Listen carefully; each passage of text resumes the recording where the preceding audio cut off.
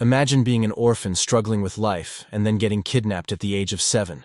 You would think, what could be worse? But that was just the beginning. The ones who kidnapped you were mad scientists who experimented on you, implanting minerals from the gate and monster cells inside you, slowly turning you into a chimera hunter. They forced you to fight monsters for 70 years, and when your body started to fall apart, they abandoned you in a dungeon to die. But little did they know, they had also implanted the power of an immortal monster within you. That power revived you and turned you human again. Well, this is the tragic story of our main character, who now stands at a crossroads with two paths ahead, one of revenge and the other of forgetting everything to live a normal life in the dungeon. If you guys think this story is good, then make sure to like and subscribe this channel. Then let's start. One day, a sudden tear appeared in the sky, forming a blazing red cross-shaped rift. Its edges crackled with energy, radiating an ominous glow as if the heavens themselves had been split apart. On that fateful day, everything began to change. From the ominous rift in the sky, a gate tore open, flooding the world with chaos. Swarms of monstrous insect-like creatures poured out, their wings beating furiously as they descended upon the earth. And with their arrival, destruction followed. From beyond the rift emerged a world that would later be known as the Demon Realm. From its depths, ferocious and merciless monsters poured into the human world, their presence bringing chaos and ruin wherever they went. In humanity's darkest hour, certain individuals awakened with extraordinary abilities. These chosen ones, known as hunters, rose to stand against the monstrous threat, wielding powers that defied ordinary limits. These hunters were individuals who had awakened to the power of mana, granting them extraordinary abilities that set them apart from ordinary humans. With the emergence of these empowered individuals, humanity finally found the strength to fight back, launching a counterattack against the monstrous invaders. As the years went by, the scars of war slowly began to fade. Cities rose once more from the rubble, rebuilt under the warm glow of a new dawn. Though countless challenges still lingered, life gradually found its rhythm again. At the very least, some people were able to reclaim and enjoy a semblance of normalcy. Peace was fragile. The threat was never truly gone, as monstrous creatures continued to emerge, forcing humanity to remain vigilant and ready for battle. To combat the relentless waves of monsters pouring into the world, warriors fought fiercely, determined to hold the line and protect humanity from annihilation. With a fierce cry, the warrior swung his weapon, striking at the monstrous abomination before him, its gaping maw lined with jagged fangs and filled with unblinking eyes. Every blow was a desperate attempt to keep the horrors at bay. Despite their bravery, there was a critical problem. The number of hunters who naturally awakened their powers was far too few to match the overwhelming tide of monsters. Thus, in response to this dire shortage, something new was created, a force born out of necessity to stand against the relentless threat. It was none other than artificial life, beings created by human hands, their glowing eyes and formidable presence signaling a new weapon in the fight for survival. This creation was known as the Chimera Hunter, a powerful artificial warrior, forged to annihilate monsters with unmatched precision and devastating force. The experiments utilized grim materials, corpses of death row inmates and animals, serving as the foundation for creating these artificial warriors. They also incorporated rare minerals harvested from deep within the gates, their otherworldly energy serving as a vital component in the creation process. Monster cells were added to the mix, infusing the creations with the power and ferocity of the very beasts they were designed to hunt. In a desperate bid for survival, humanity pushed the limits of science and morality, fusing the remains of beasts and humans within ominous laboratories to forge weapons capable of turning the tide. These advancements made it possible to mass-produce chimera hunters, ensuring a steady army of artificial warriors to confront the monstrous threat. This alliance was hailed as the perfect fusion of the scientific and hunter communities, combining intellect and combat prowess to create humanity's ultimate line of defense. This collaboration significantly reduced hunter mortality rates and saved countless lives, marking a turning point in humanity's battle for survival. Decades later, under the quiet of night, an illegal chimera research lab operated in secrecy. Inside, a weary worker sighed, muttering to himself that he only had one last subject to check before he could finally head home. In the B-18 high-grade chimera storage, two researchers moved cautiously down the dimly lit corridor. One of them stopped, shining his flashlight on a particular cell. Number 17. His arm looks a little rotten, he remarked with concern. One researcher shouted urgently, "Hey, don't go near him." The other, unfazed, replied calmly, "It's fine. His brain is damaged. He won't move without orders. A monstrous creature was chained to the ground, its body twisted and unnatural. Its right arm was grotesquely deformed, oozing with strange growths. One of the researchers shined a light on it and said, "His right arm is completely messed up. Could this be a side effect of the experiment?" One of the researchers scoffed and said, "Why are you so scared of a guy who can't even see properly?" But as he spoke, the creature's golden, slit-pupiled eyes suddenly snapped open. One of the researchers stammered, "Let's just roughly pass it. At this rate, he'll be discarded anyway." The other gave a casual nod and replied, "All right, man." The chained creature sat silently in the dimly lit cell, its piercing eyes locked on the two researchers. Neither spoke, the heavy atmosphere pressing down on them as the sound of chains subtly echoed in the air. Inside the lab director's office, a cold and detached voice declared, "Number 17 is now useless," sealing the creature's fate without a hint of remorse. One of the scientists reported, "His body is too badly damaged.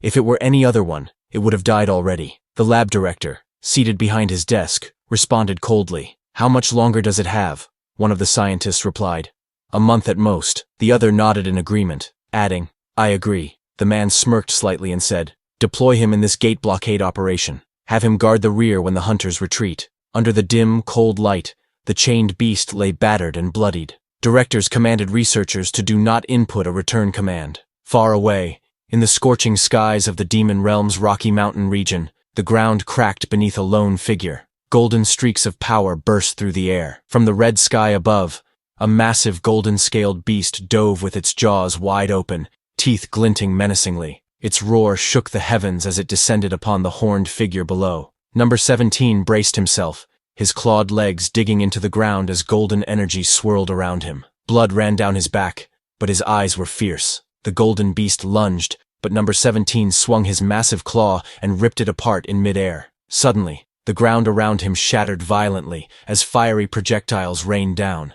Explosions filled the battlefield with smoke and fire, but Number 17 stood tall, his eyes fixed ahead. From the cracked earth, a monstrous plant-like beast erupted, roaring as venomous vines whipped outward. The ground shook, but the white-haired Number 17 didn't flinch.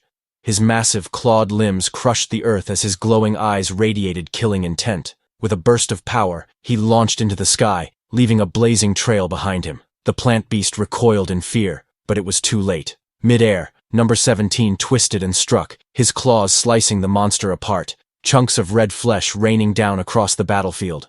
Explosions shook the battlefield, debris flying everywhere. Number 17 opened its jaws wide, rows of sharp teeth gleaming as blue lightning sparked around them. In its mouth, a glowing sphere of energy formed, building up for a deadly attack. A flash of blue lightning blasted from its maw, shooting down like a spear of pure destruction. The beam struck its target directly, scorching everything in its way. The creature was swallowed in the blinding light, its body convulsing as it let out a terrible scream. Sparks crackled across its frame until it looked ready to tear apart from the inside. The battlefield lay in ruin, streaks of lightning still crackling in the air as the dust settled. The group stared at the lone figure ahead, their gazes filled with awe. "Amazing," one of them breathed, unable to hide their astonishment. "To annihilate so many monsters with a single attack," another remarked, his voice tinged with respect, as expected of an S-class chimera hunter. The man glanced at the swirling, fiery portal in the distance, his expression tense. "By the way, there's no sign of the gate closing. It's the third day," he said gravely. But then, another guy in a calmer tone told him to don't worry too much, saying, "No matter how many monsters pour out, as long as we have that S-class chimera, we can hold out indefinitely," he declared confidently. But as he spoke, a towering mass of monsters surged upward like a dark tidal wave, racing toward Number 17 standing defiantly at the peak. That man gripped his weapon tightly, the steel gleaming under the ominous crimson sky. "We just have to," he muttered, bracing himself for what was to come. "We just have to," he said, before swinging his blade in a swift, deadly arc. Green blood splattered as the monster was cleaved apart. "Deal with the stragglers that get through." The gate pulsed ominously, its swirling darkness framed by a blazing crimson glow. An unsettling hum filled the air, as if the portal itself was alive and waiting to unleash what lay beyond. A voice rang out urgently. "Red gate disappearance signal confirmed." The tension in the air thickened as the man in the long coat tightened his grip on his weapon. His eyes locked forward. "It's here," he said, his tone calm yet edged with anticipation, as the last remnants of slain monsters littered the ground around them. "All right, retreat! Everyone, exit through the gate!" The order rang out with urgency as boots pounded against the ground, their wearers sprinting toward safety before the portal closed. A clenched fist smashed forward with explosive force, the impact shattering the surface it struck as shockwaves rippled outward. Number 17 continued fighting. A massive red and blue creature attacked fiercely, its claws striking down at number 17 on the ground. Two hunters sprinted away from the scene.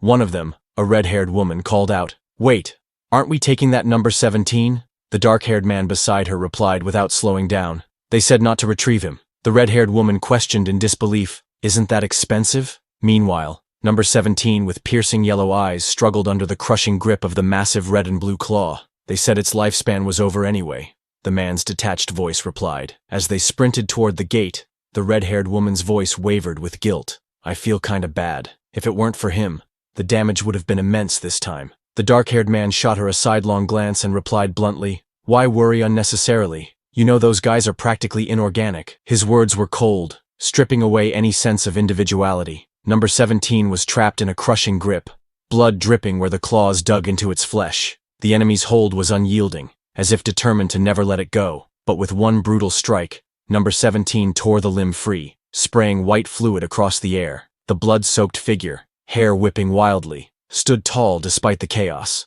In the silence that followed, only one truth rang in number 17's mind: they're monsters. The mission was simple: protect the hunter's rear at all costs. The battle raged on. Number 17 tore through enemies, severed limbs flying across the ground. It stood firm, holding the line so others could move forward safely. A monstrous jaw lunged toward it, glowing eyes filled with hunger. But before it could bite down, blue lightning crackled through the darkness. Power surged from number 17, a sphere of energy blazing in its grasp. Its golden eye gleamed fiercely under its horned crown, as it unleashed a colossal blast of blue and white energy. The ground split open, debris flying high as the destructive beam ripped everything in its path apart. Even as smoke and lightning filled the battlefield, a calm voice echoed in its mind. "Do you understand?" Wrapped in a green poisonous mist, number 17 staggered forward, bleeding heavily. Blood dripped from its jagged teeth, its claws still raised, refusing to surrender. Through the haze, the words pulsed in its head: "There is nothing else. When the mission ends, you don't return." The comms crackled with number 17's cold report: "Retreat route secured." Its severed claw fell heavily to the ground, lifeless. The mission was complete. Around it, the battlefield was covered in green monster blood, bodies piled in broken heaps. At the center, number 17 lay battered and dying, while the remains of a severed claw rested beside him.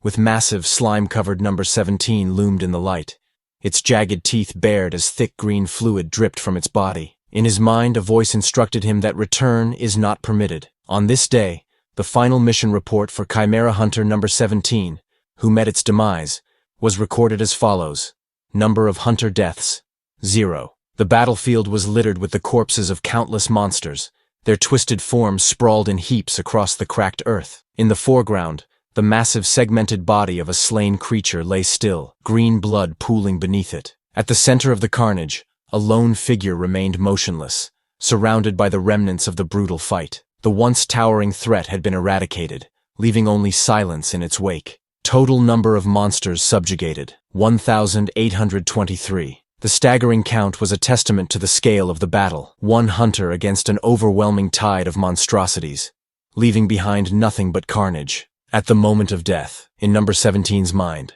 fragments of an unrecorded past began to surface. It recalled that it had once been a complete human, and that it was kidnapped at the age of 9. Starting from that memory, a panorama of number 17's life began to flash before its eyes. Unfortunately, number 17's damaged brain couldn't fully comprehend the meaning behind those scenes. It calmly watched its past life unfold. 79 years ago, at the District 13 orphanage, a man stood outside holding a baby. Looking down at the child, he read softly, "The child's name is..." 70 years ago, a boy sat silently on a chair, his head lowered. A man stood before him, scolding, "You hit a friend with a stone because they teased you a bit? How many times has this happened now?" The boy remained wordless. Snow fell quietly outside as the doors slammed shut with a loud bang. "We can't keep you anymore." With those words echoing in his mind, the boy stepped out into the falling snow, arms crossed against the cold, leaving the orphanage behind. The boy collapsed face first into the snow, his breath visible in the cold air. a looming shadow stretched over him, hinting at someone, or something, approaching. One of the men scoffed, remarking on how, in the slums, children could be found rolling around in the snow. Another voice followed, cold and transactional, asking, "How much is all this?" Strapped to a cold metal table, the boy lay motionless, his limbs bound by restraints and electrodes fixed to his skin. His mouth was gagged, preventing any cry for help. A gloved hand loomed over him, holding a syringe filled with a mysterious purple liquid. From somewhere in the room, a voice questioned with chilling detachment, "Is it a new experimental subject?" In a dimly lit laboratory, several scientists stood around the restrained boy, discussing his identity with clinical detachment. "What number?" one asked. "It's number 17, another replied without hesitation. A quiet observation followed, laced with grim certainty. Spells must have been cast to ensure there was no chance of escape. One of the masked scientists gave a curt order. "Okay, record it." Another, holding a clipboard, noted in a clinical tone, "Number 17. S plus class silkworm larva cell injection." Number 17's restrained hand twitched violently, the black tattoo stark against his pale skin. One of the observers spoke with clinical anticipation. "Let's watch now. What kind of reaction will appear?" One of the researchers stared at the readings in disbelief. "No side effects." Another observed the restrained boy in the chair and added, "A special ability has appeared, but his human form and ego are maintained." One of the researchers examined the data carefully and remarked, "It seems to have a unique constitution." Another, with a cold and clinical tone, ordered, "Keep implanting various things until there's a reaction." The group of scientists huddled closely together under the harsh white light, their lab coats forming a wall of secrecy. Whatever they were observing seemed to demand their full attention, the air in the dimly lit lab thick with tension. Then 64 years ago, in the midst of a crumbling room, number 17 stood firm, energy radiating in a brilliant blue sphere between his hands. The ground beneath him cracked from the force, while behind him, two figures struggled, one coughing on the floor, and another cowering in fear. In front of him, a beast with golden fur and a spiked crest loomed, the tension between them crackling in the air. A massive, horned insect-like creature with a yellow and black armored body charged forward at full speed. Its jagged jaws were wide open in a feral roar, sharp fangs bared, and its bladed wings cut through the air as it hurtled toward its target with deadly intent. The blurred cityscape behind it made its speed and ferocity even more terrifying. The monstrous hornet lunged forward with blinding speed, but suddenly a brilliant sphere of blue energy comes towards it. The intense light illuminated its snarling jaws and menacing stinger. Moments before the inevitable impact, number 17 extended his gloved hand toward the incoming force, blue energy swirling violently at his command. Sparks of flame danced along his arm, and the ground beneath his feet cracked and splintered from the sheer power radiating outward. The woman, clutching a young girl tightly in her arms, looked up with a relieved smile. Her voice trembled with emotion as she said, "Thank you for saving me." The fear in her eyes was slowly replaced by gratitude, while the child held on to her quietly, still wary of their surroundings. One of the uniformed men, his shoulders heavy with guilt, looked at the number 17 and said, "I'm sorry to put such a burden on a child like you." Number 17, his face calm and voice steady, simply replied, "It's fine." The scene shifted to a pair of sturdy black boots stepping onto the cracked ground, the words, 59 years ago, marking the moment. Number 17 stood in the middle of a ruined battlefield, surrounded by shattered debris, the severed limbs of monstrous creatures, and craters embedded in the ground. His mind felt clouded, his thoughts fragmented. Why am I here? The question echoed in his head as he struggled to recall anything. What was I doing just now? He wondered, staring blankly at the carnage around him, as if a crucial piece of his memory had just slipped away. From behind, a man in a white lab coat with round glasses called out, "Oh, number 17, why did you stop?" There was a faint, almost mocking curiosity in his tone as he added, "Did your memory get confused?" His calm demeanor contrasted sharply with the chaotic battlefield around them. The man in the white lab coat threw his arms wide, his face lit with unsettling excitement. "Your side effects have finally begun," he declared, almost gleefully. Standing a short distance away, number 17 stared at him in confusion. His thoughts clouded. "Side effects?" he echoed silently, unsure of what the scientist meant. The man in the lab coat carefully documented his observations, noting, "As a result of implanting over 500 types of monster cells for 15 years, 54 years ago, deep within a secret laboratory, relentless experiments took place. The result was extraordinary, a being with power beyond measure, possessing at least an S-rank hunter classification. his true strength practically incalculable. Now, bound in heavy chains and drenched in blood, Number 17 sat restrained in a chair, his monstrous aura radiating in the dim light. The scientist, unable to hide his manic pride, declared him the lab's greatest success. 20 years ago, a gloved hand held out a piece of raw meat, the gesture deliberate and coaxing. "All right, Number 17, good boy," the voice called out softly, as if speaking to something dangerous that needed careful handling. The young woman flinched back in shock as a large bird-like creature with sharp features and blazing orange eyes lunged toward her. "Whoa!" she exclaimed, instinctively stepping away from the sudden, aggressive movement. The woman crouched a short distance away, smiling in satisfaction. "See? I told you it would eat," she said, watching the creature tear into its meal. This monster was Number 17, nearby. A mother turned away in disgust. "It's gross." A man gently covered his young son's eyes. "Don't look at things like that," he said firmly. 3 days ago, a blinding surge of energy erupted in the air, splitting the sky with crackling light. Number 17's golden eyes widened, reflecting the storm of power as arcs of electricity danced violently around it. Massive, grotesque Number 17 let out a final haunting roar as its body began to dissolve into fragments of light. Its fading voice echoed through the air, repeating in a broken mechanical tone, "All missions complete." As the sun dipped low on the horizon, its golden rays illuminated a vast, jagged chasm that tore through the barren land. The ground was littered with bones and remnants of the fallen, a silent testament to the devastation that had unfolded here. A haunting wind whispered through the canyon, carrying with it the echoes of battles long past. Amid the desolate expanse, a single weathered bone lay half buried in the dust. The bone shifted suddenly, scraping against the dry earth as if stirred by an unseen force. In an instant, with a blinding pillar of light, that bone erupted from the ground, tearing through the darkness and piercing the sky. A massive spinal column, brimming with crackling energy, shot up from the earth, each segment pulsing with unnatural vitality. The narration echoed ominously. This was no ordinary relic. It carried within it the combined power of 527 different types of monster cells, a grotesque fusion of countless creatures' strengths. Its skeletal frame continued to assemble, ribs locking into place around a dark, pulsating core. This abomination was no mere monster, but Chimera Hunter Number 17, a weapon forged from the cells of hundreds of deadly beasts, reborn for one purpose alone. From its spine and ribs, sinewy cords of muscle began weaving into place, twisting and binding together with unnatural speed. The once lifeless bones pulsed with grotesque vitality, each fiber brimming with monstrous power as the creature's body took shape. A blinding explosion erupted, flooding the darkness with searing light. Then bare feet touched down softly on the cracked ground, the air around them still hazy with lingering smoke from the explosion. He looked down at his hands in disbelief, his voice trembling. What is this? The unfamiliar warmth of flesh replacing what he had once been. A haze of confusion filled his mind as he took in his transformed body. Human again now? He asked himself, the words barely more than a whisper. Bathed in the warm glow of the rising sun,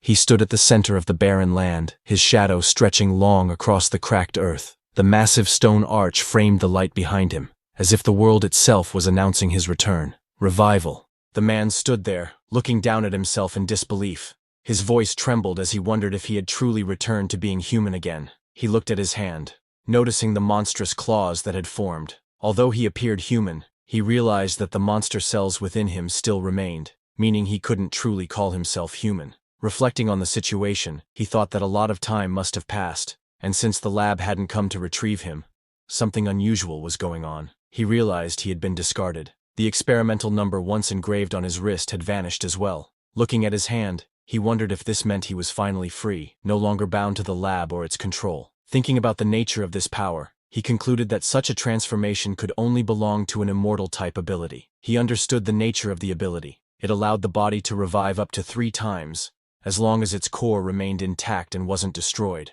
He recalled how it was believed that human and immortal cells could never fuse. Yet, looking at himself now, he realized that his body had fully recovered, restored to its peak condition. He realized that with all the side effects of the experiment gone, his condition had reached its best state. The constant haze that clouded his mind since the beginning had finally lifted. Even the spells engraved on him to prevent escape or rebellion had completely disappeared. He thought to himself that if his existence as experiment number 17 had truly ended, then perhaps it was finally time for him to live a normal life, as a human. He reflected that number 17 was nothing more than a label forced on him by the lab. His true identity had been buried beneath that number. He remembered someone once telling him that while he might seem rough or even unstable, he should strive to live with purpose, by consciously helping others. He recalled the words spoken to him. If he could live a life helping countless others, that would give him true purpose. And in that moment, his original name came back to him, Cheon Do-woon. He scoffed at the idea, calling it nonsense. To him, the thought of helping others felt meaningless. After all, how could an orphan who grew up in the slums possibly be capable of saving anyone else? It didn't make sense. He stood at the edge of the cliff, staring into the vast horizon as the sun set. With his thoughts heavy, he questioned what path he should take now. The idea of revenge echoed in his mind, tempting him as a possible answer. He realized that revenge wasn't something he could pursue blindly. It required a clear target standing before him, someone to focus that rage upon. He admitted to himself that the events which had once fueled his hatred now felt so distant that his desire for revenge no longer burned as fiercely. Besides, there was no way for him to return to the human world at this moment. He decided that if he lived long enough, he would eventually cross paths with them again. For now, he pushed the thought aside, telling himself he would deal with it when the time came. He narrowed his eyes, his gaze firm and focused as he looked down on his lower body. He stood tall, his back to the setting sun as its light shone through him, casting a powerful silhouette. In silence, he faced the horizon, lost in thought about the uncertain path ahead. At last, he made his choice. For the time being, he decided to set everything else aside and try living, at least a little, like a human. As he took his first steps forward, a simple but important thought crossed his mind. If he was going to live like a human, the first thing he needed was clothes. As he walked across the barren land, he wondered to himself, when was the last time he had even worn clothes? The thought felt distant, almost foreign, after everything he had been through. As he wandered near the shimmering lake, he wondered what material he could possibly use to make clothes. The thought lingered in his mind. Whatever it was, it would need to be tough enough to last. Peeking through the bushes, he considered his next step. Perhaps it was best to look around the area for something useful, anything that could serve as material for clothes. As he searched, something caught his attention. With a curious look, he leaned closer and muttered, This is... He came across the fallen body of a large beast. Observing its state, he wondered if it had died in a territorial dispute. Judging by the lack of major injuries, he concluded that it must have been an exceptionally strong creature. Looking closer at the creature, he realized the truth. It hadn't fallen in battle. Instead, it must have died from poison. He smirked with satisfaction and raised his hand. Good, he muttered, relieved. It was perfect timing, just when he needed leather. Without hesitation, he drew his blade. As sparks of energy flashed, his hand turned into a blade.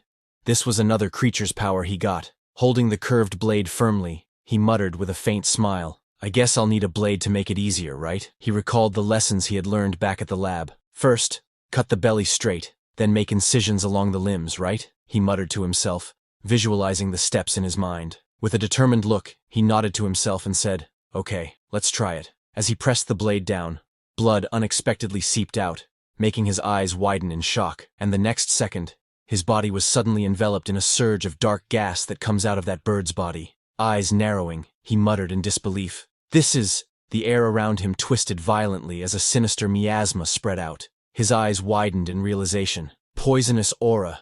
The ground darkened, trees withered, and even the fallen beast nearby convulsed under the suffocating energy. Despite the poisonous aura swirling violently around him, his body remained completely unharmed, no damage. Glancing at the faint stench in the air, he muttered calmly, It smells. I'll have to wash it. After finishing his task, he looked at his handiwork with satisfaction. It's done. Not bad for a first try, is it? He remarked proudly. Then, without hesitation, he turned his gaze forward and muttered, Next. He stepped into the clear stream, the cool water rippling around his hand as bubbles rose to the surface with each movement. After cleaning it, he examined the hide in his hand. Puzzled. It looked soft when I saw it, he muttered, tugging at the material. But as he tested its texture, he frowned. Is it because it's monster hide? It's too stiff. It's not like it's a metal plate or something. His eyes widened as an idea suddenly struck him, a spark of realization lighting up his expression. Oh, in times like this, he exclaimed, clearly having thought of a solution. Without hesitation, he slammed his fists down on the monster hide repeatedly, using brute force to soften and shape it. The ground shook with each powerful strike. Panting slightly, he glanced at his work and muttered, "Is this how you tanned?" He wasn't entirely sure of the process, but reasoning aloud, he added, "Well, it must be, right?" He lifted the processed hide in his hands, giving it a gentle shake. A bright smile spread across his face as he thought, "Oh, it's done. It's soft." The once stiff monster hide had transformed into a smooth, pliable material, just as he had hoped. He nodded in satisfaction, holding the tanned hide. "Good," he murmured. "The size should be roughly this, right?" Everything seemed to be coming together just as he had envisioned. Just then, the bird beast which he just skinned, a small fire awaked on it, showing that it's alive. After cutting the hide roughly to size, he held it up with determination. But then, the fiery creature unexpectedly emerged from the ground, glaring at him with a fierce intensity. He didn't notice that, and with a burst of strength, he clenched his fist tightly around the pelt, the force radiating outward as the fabric tore under the pressure, showing his sheer determination. He slipped the hide into place, adjusting it around his body with a firm pull. Looking at the result, he smirked slightly and muttered, "Not bad," clearly satisfied with his handiwork. Standing tall under the clear blue sky, he admired his handiwork. The rough, makeshift garment clung snugly to his frame as he tightened the belt around his waist. With a satisfied smile, he declared, "It fits my body perfectly." As he adjusted his rough new clothing, he noticed a strange sensation in his shoulder. Pulling the fabric aside, his eyes narrowed at the sight of a dark purple mark spreading faintly across his skin. Examining it closely, his expression turned serious as he realized, the poison hasn't fully drained. He let out a thoughtful hum, knowing this was something he couldn't ignore. As he sighed in annoyance, deciding to just wear his makeshift clothes despite the discomfort, a strange sound caught his attention. Startled, he turned toward the source and froze. By the water's edge, the creature he thought was long dead suddenly stirred, flames flickering weakly from its head. With a puzzled look, he muttered, "What? Wasn't it dead?" The creature suddenly gasped and choked, its twin flaming heads twitching as if in distress. Despite its weak state, it seemed to react to his presence, almost as though it could understand him. Observing the strange creature struggling yet still alive, he stroked his chin thoughtfully. "Seeing that it's alive despite having rigor mortis," he muttered, narrowing his eyes. "This one must be an immortal type too." He looked at the struggling creature, its flames flickering weakly. "If it were before, I would have killed it without hesitation, because I was a hunter. But now, as he studied it more closely, he realized, the opponent is already weakened, and not even a threat. There's no need to kill it." He looked at the weakened creature and smiled softly. "You and I are both lucky. Since it's our second life, let's live well." As he turned and walked away, he glanced back one last time. "If fate allows, we'll meet again somewhere," he said calmly. The weakened creature lay in silence, its fiery gaze following him as he disappeared into the distance. Bare footsteps echoed softly against the rocky ground as he slowly emerged from the shadows, each step carrying an eerie weight in the silence. Now that he had managed to take care of his clothes, he walked forward with determination. What he needed next was clear. "I need a house," he thought, already planning his next step for survival. Suddenly the ground beneath him began to crack, faint sparks flickering out as the stones split apart. Something was about to emerge from below. With a deafening screech, a colossal centipede-like monster burst forth, its sharp mandibles snapping and its many legs clawing at the ground. The man stood calmly, hands folded behind his back, staring up at the towering creature without a hint of fear. The monstrous centipede loomed high above, its razor-sharp claws glinting menacingly as it prepared to strike. From below, the man stood firm, gazing up at the towering beast with unwavering calm, his posture unshaken despite the terrifying sight. The young man looked up at the towering creature with calm eyes, tilting his head slightly as he asked, almost casually, "Is it too dark here?" With a single sweeping motion of his arm, the young man unleashed a devastating strike. A sharp arc of force ripped through the air, slicing cleanly across the monstrous centipede's body. Green blood sprayed wildly as the beast screeched in agony, its massive form reeling back under the overwhelming power of his attack. The young man calmly turned his back. With his hands folded neatly behind him, he walked toward the light at the end of the tunnel. His voice was cold and indifferent as he dismissed the fallen creature with just one word: rejected. Then he went to a snowy mountain. A cold wind swept across the mountains, carrying with it a relentless flurry of snow. Their large, white-furred beast with a blue face lay in the snow, its mouth wide open in a cry filled with sharp fangs. Snowflakes fell around it as it struggled. Our MC walked past the fallen snow beasts lying across the ground. Looking at the desolate, frozen land around him, he thought to himself that it would be difficult to find any food in such a place. So this place was also rejected. He then walked through the dense forest, and suddenly he wrinkled his nose in disgust. The foul odor in the air made him frown, and he muttered to himself about how unbearable the smell was. This was also rejected. He then stepped into a dark cave. Noticing the damp walls and the sticky green liquid dripping down from above, the air felt heavy and wet, making him frown in discomfort as he muttered to himself that the place was far too humid. This was also rejected. He left the damp cave behind, only to step into another place where streams of lava glowed brightly. The intense heat pressed against him, and with a weary sigh, he muttered that it was unbearably hot. He also rejected it. Stepping out into the open, he was met with a clear blue sky and warm sunlight pouring down. Standing tall on the edge of a rocky cliff, he looked around in surprise and quietly muttered, "Oh," as the brightness washed over him. Standing atop the cliff, he gazed at the breathtaking sight before him. Lush greenery, cascading waterfalls, and a rainbow shimmering in the sunlight. With a hint of surprise, he admitted to himself that the scenery was quite impressive. He never thought he would one day find the demon realm beautiful. Looking out at the peaceful scenery, he wondered aloud if he should explore further. Without hesitation, he leapt gracefully from the cliffside, ready to look around a bit more. He landed with force, the ground cracking beneath him as dust and debris scattered. The impact shook the earth, showing the sheer strength behind his leap. He stood by the water's edge, gazing down at the clear surface. Beneath the gentle ripples, schools of fish swam freely. Observing the scene, he noted that the water was clean and full of life, with plenty of fish to be found. From beneath the surface, sharp-toothed fish lunged upward with menacing glares, their jaws wide open. Watching them, he thought they looked quite delicious. He imagined that if he caught one and roasted it on the spot, it would feel just like camping. He rubbed his chin thoughtfully, imagining a simple life by the water. With the abundance of fish acting as a natural food source, he pictured himself building a small house, sitting outside by a campfire, and living peacefully in the area. As he walked further, his eyes caught sight of bright yellow flowers blooming under the clear sky. As he continued walking, he noticed the fresh scent carried by the breeze. Standing among the tall trees with sunlight filtering gently through the leaves, he took a deep breath of the fresh air. Surrounded by flowers and greenery, he felt a sense of peace, and simply thought to himself, "Good." With a calm smile, he looked up at the sunlight streaming through the leaves above. Feeling at peace, he softly envisioned the name for his future home, Cheon Do-woon House. As leaves gently rustled down from the trees, a single word seemed to echo through the air: approved. At the same time, in that dungeon beneath the wide blue sky, leaves drifted gently across the open plains. The land stretched far into the distance, with mountains rising faintly on the horizon, as if marking the beginning of a new journey. Suddenly, cracks began to spread across the space.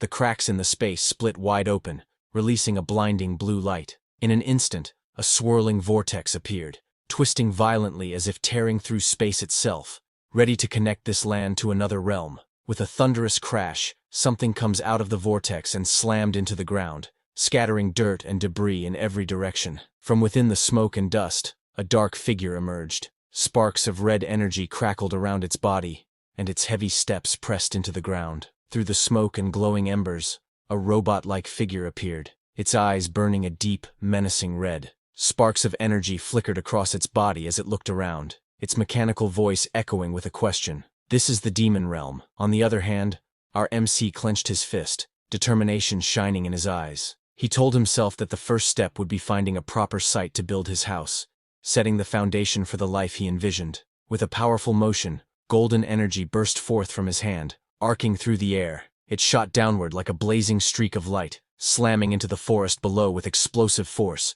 marking the spot where he intended to build his home. The golden energy struck the forest floor with blinding force, instantly slicing through the massive trees. MC surveyed the fallen trees and the cleared land with a nod of satisfaction. "This much for the site should be enough," he murmured, acknowledging that the space was now ready to begin the next stage of construction. With a wave of his hand, the logs floated up, bound by glowing strands of energy. He carefully separated the sturdy, well-preserved trees from the rest.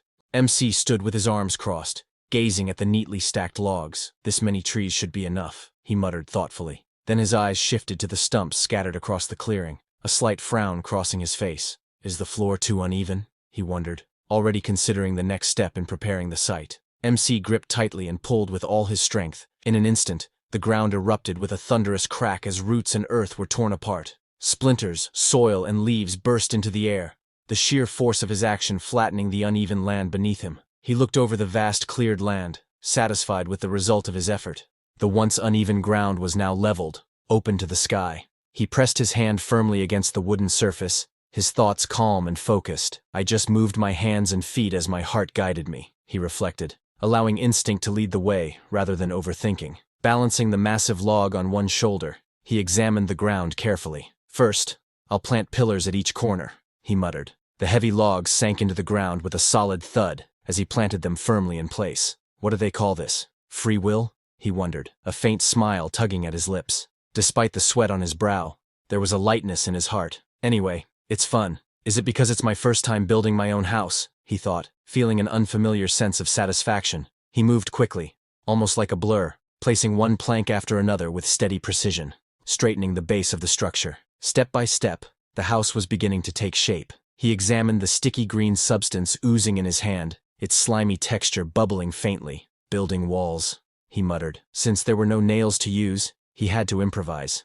With a firm nod, he decided, I'll use snail-type monster mucus instead. He carefully pressed the logs together, using the thick green mucus as adhesive. Once it hardens, he thought, it'll be as solid as rock. A faint smile crossed his face as he added, waterproofing, in a way, as the bright sky, golden rays spilling down as the leaves rustled gently in the breeze. Now, for the finishing touches, he murmured, ready to complete his work. He looked up with a satisfied smile, hands resting on his hips as the sunlight shone down on him. Good, he said confidently. Most monsters won't even dare to approach. MC stood proudly in front of the small wooden hut, its walls reinforced with snail-type monster mucus, and decorated with silkworm larva's cocoon silk. Despite its unusual construction, he smiled with satisfaction. Quite cozy. I like it, he said, clearly pleased with his work. He stood in thought as he examined his work. But it's a bit lacking, he muttered to himself, a slight frown forming. It felt like something was missing,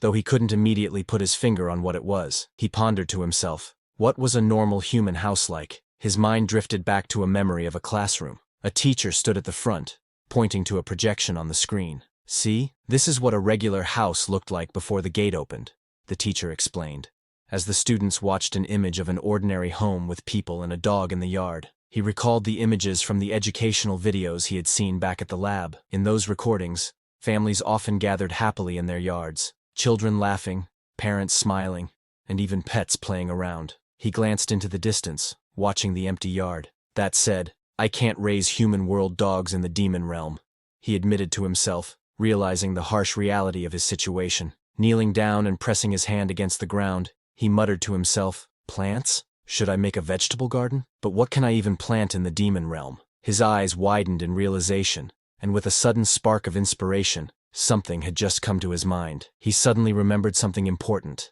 There was a snowy mountain nearby, he thought, eyes lighting up at the idea. Then, with a spark of excitement, he wondered aloud, should I plant mandragora?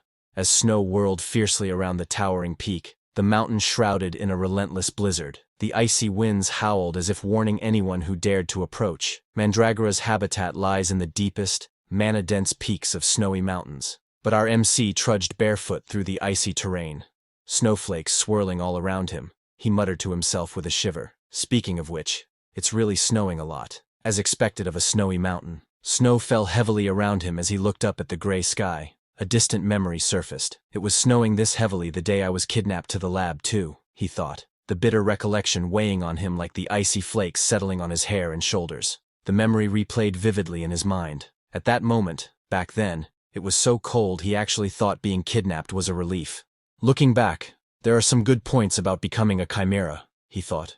Unlike before, when the cold could strip away his life, now he felt none of its bite. Hunger and freezing, once constant threats, were no longer concerns. It was a grim sort of comfort, but a comfort nonetheless. The snowfall began to ease, the once blinding flurry now reduced to drifting flakes that swayed gently in the wind. Anyway, judging by the mana I'm feeling, I must be almost there, he thought. He stopped in his tracks, his gaze falling on the small cluster of vibrant green plants pushing through the snow, their leaves glistening despite the cold. Found it, he muttered with relief. Luckily, it wasn't a wasted trip. MC knows that plants in front of him has fragile nature. Mandragora are sunfish-like monsters, highly vulnerable to stress. They can die from even the smallest environmental changes. MC crouched in the snow, carefully examining the plants. If I'm going to relocate them, I guess younger, more adaptable individuals would be better, right? He muttered to himself. With a measured decision, he concluded, just 3 roots would be enough.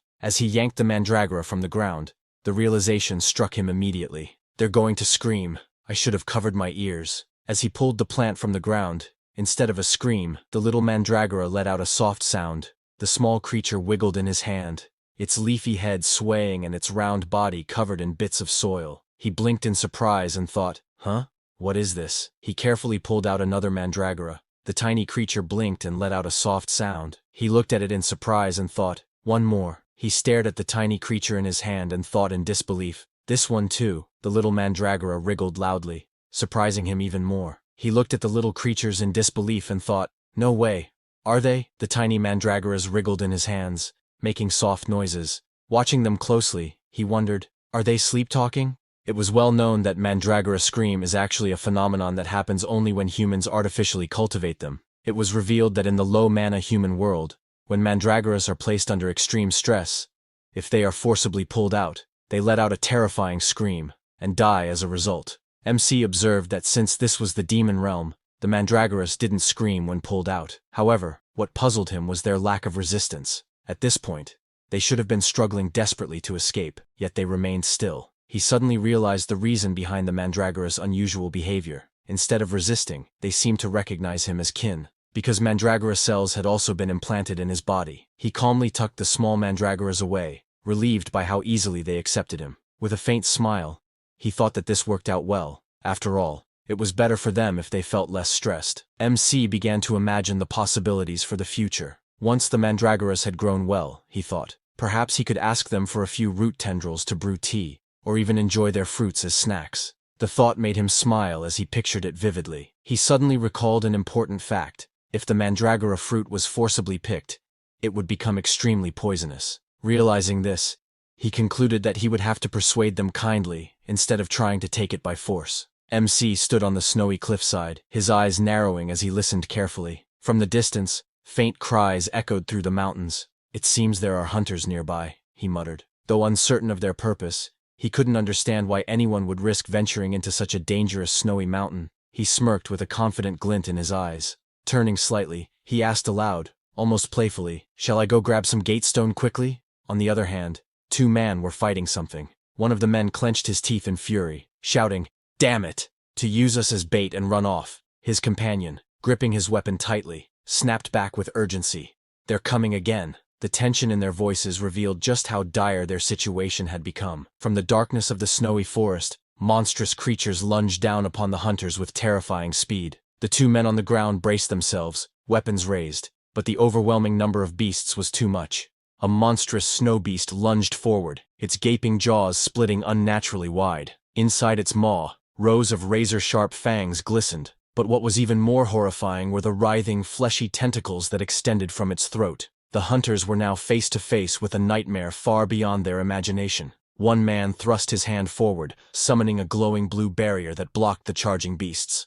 The creatures slammed into the shield with force, but he gritted his teeth and held on, straining under the impact. Sweat ran down that man's face as he gritted his teeth, his expression filled with strain and fear. His strength was failing, and with a trembling voice he muttered, no good. Cracks began to spread across the barrier, glowing faintly under the pressure. His hands trembled with effort as he realized in fear, the barrier will break soon. The cracks in the glowing barrier spread rapidly as the man's strength faltered. Beads of sweat rolled down his face while regret filled his thoughts. He cursed himself silently. I should have just stuck to odd jobs. Why did I even volunteer to find the chimera? The barrier finally shattered into glowing shards, scattering into the air. The man screamed in pure desperation, his voice cracking, help! As monstrous beasts lunged toward him. Just then a light shined in the sky. It crashed down from the sky, followed by a deafening explosion. The ground erupted, blasting dirt and stone into the air as shockwaves tore through the battlefield. The monsters, feral rabbit-like beasts with bloodthirsty eyes, snarled and growled, surrounding the 2 men trapped in the chaos. One soldier, barely able to stay on his feet, trembled as he raised his gun, while the other sat on the snow, wide-eyed and frozen in terror. His voice cracked as he stammered, what is that? From within the swirling smoke, an ominous silhouette slowly began to emerge. Through the thick smoke, The soldiers squinted their eyes in shock. One of them stammered in disbelief, realizing the dark silhouette was not a beast, but a human figure slowly emerging from the haze. Out of the dust and smoke, and our MC finally appeared. His face was calm and unreadable, his silence carrying more weight than words as he stood there. He narrowed his eyes at the creature before him. It looked like a snow rabbit, but its fierce glare and sharp fangs revealed it was anything but ordinary. But the snow rabbits froze in place, as an ominous presence loomed above the MC. He released his killing instinct, and a massive, shadowy figure with glowing eyes appeared, its terrifying aura filling the air. The snow rabbits screamed in terror, their cries echoing through the frozen forest. Panic spread among them as they leapt and scattered in every direction, desperately trying to escape. The two hunters stared in shock, disbelief written across their faces. One clutched his wounded arm, his voice trembling said, "It's impossible, a B-class monster, running away as soon as it sees him." In the quiet moment that followed, one hunter expressed gratitude, saying how thankful they were for being saved. One of the hunter introduced himself as Kim Tae-hoon, and pointed to his companion, Oh Seong-ju. With a respectful tone, he asked MC for his name. MC calmly replied that he is Cheon-do-woon. Kim Tae-hoon's mind raced as he studied the MC before him. Cheon-do-woon? I've never heard that name before, he thought. The MC's ragged outfit only deepened his suspicion. What's with those clothes? Could he be a reclusive hunter? MC couldn't help but question. Why are they here? From their appearance, they clearly seemed like a D-class hunter. There was no way they didn't know how dangerous the snowy mountain was. One hunter hesitated before replying that this is because of money. They told MC that a request had been issued to capture a chimera alive. The reward offered was said to be substantial. Hearing this, MC's eyes sharpened as he muttered softly to himself. A chimera, one of the hunter explained with a laugh that a test subject had escaped from the lab. It was said to be some kind of machine creature, and while fleeing, it supposedly jumped into a gate.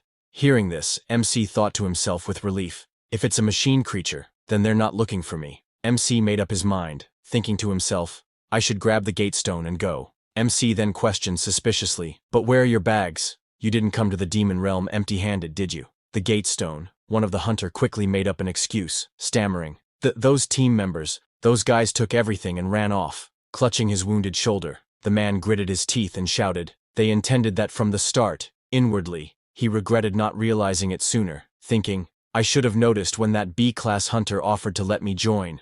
Those traitorous hunters laughed and fled, leaving monsters in their wake. Hearing that MC thought to himself, then the gate stone is with them. The nervous hunters, their bodies trembling from exhaustion, pleaded with MC, don't you have any plans to return?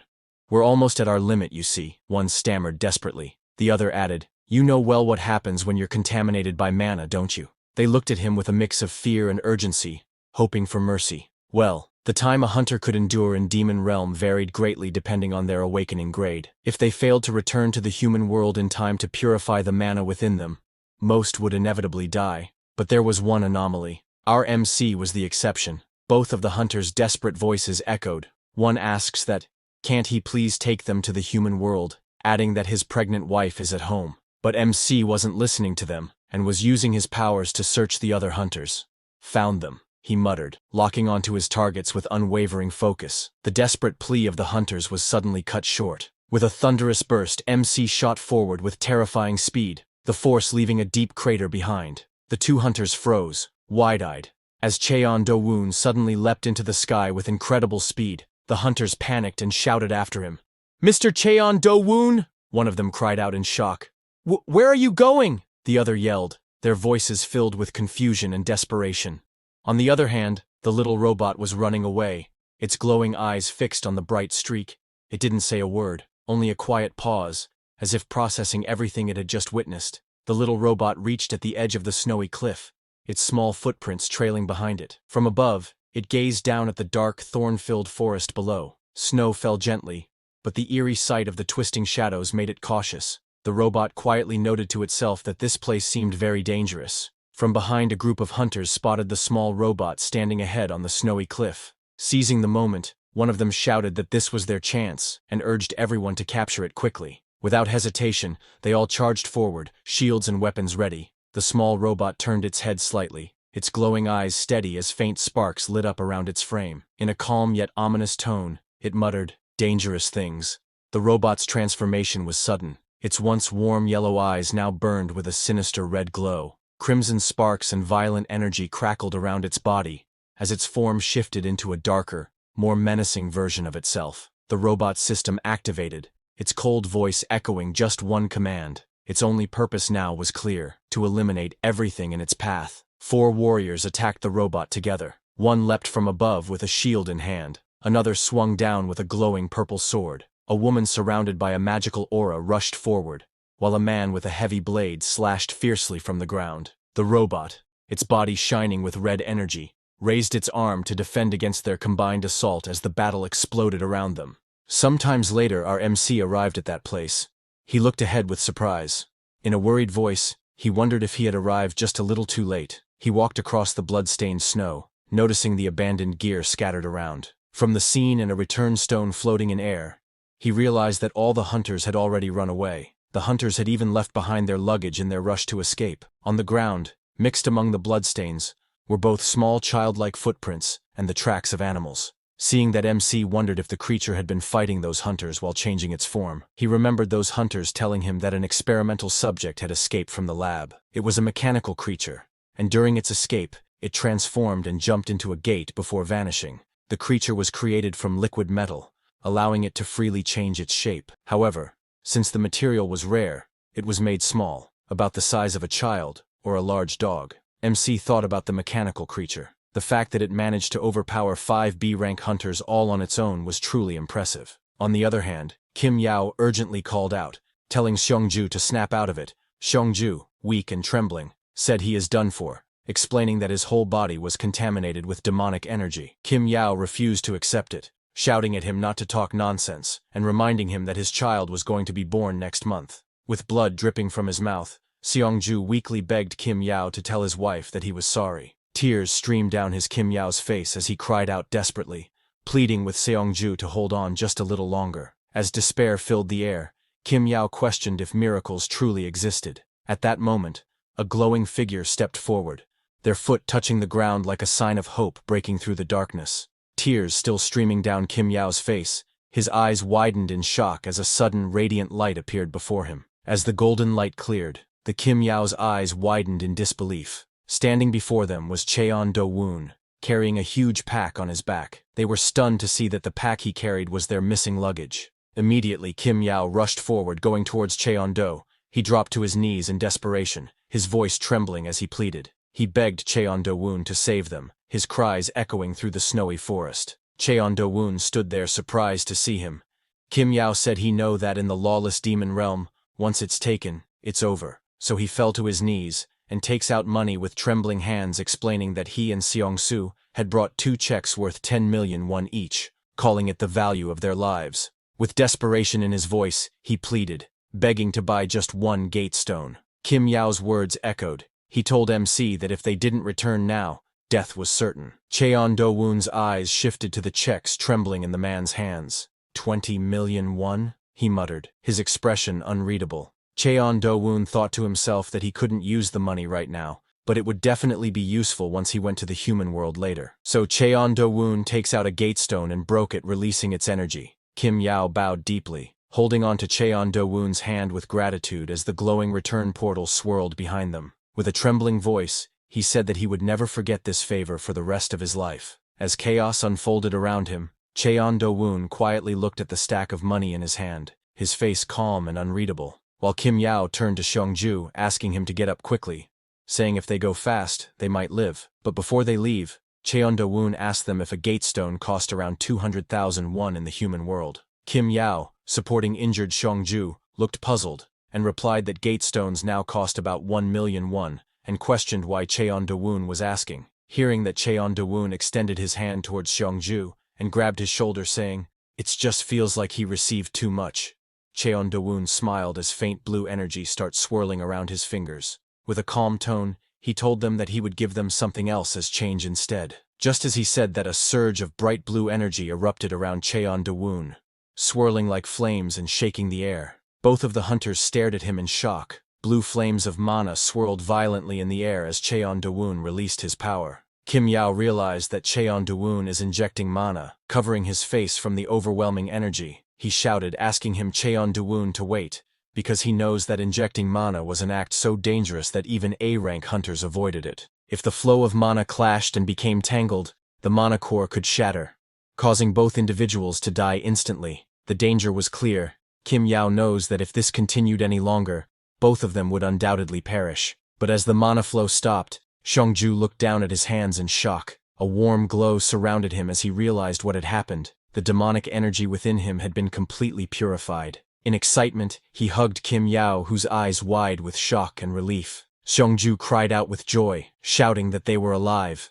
Both of them had survived. But deep down, Kim Yao still struggled to believe it, whispering to himself that such a thing should have been impossible. As Cheon Do-woon turned to leave, Xiongju behind him dropped to his knees in gratitude. He thanked him with teary eyes, swearing never to forget the favor. While Kim Yao could hardly believe what had just happened, Cheon Do-woon had purified demonic energy by injecting mana, something thought to be impossible without an overwhelming amount of power. After witnessing the impossible, a single thought echoed in their minds: just who exactly is Mr. Cheon Do-woon?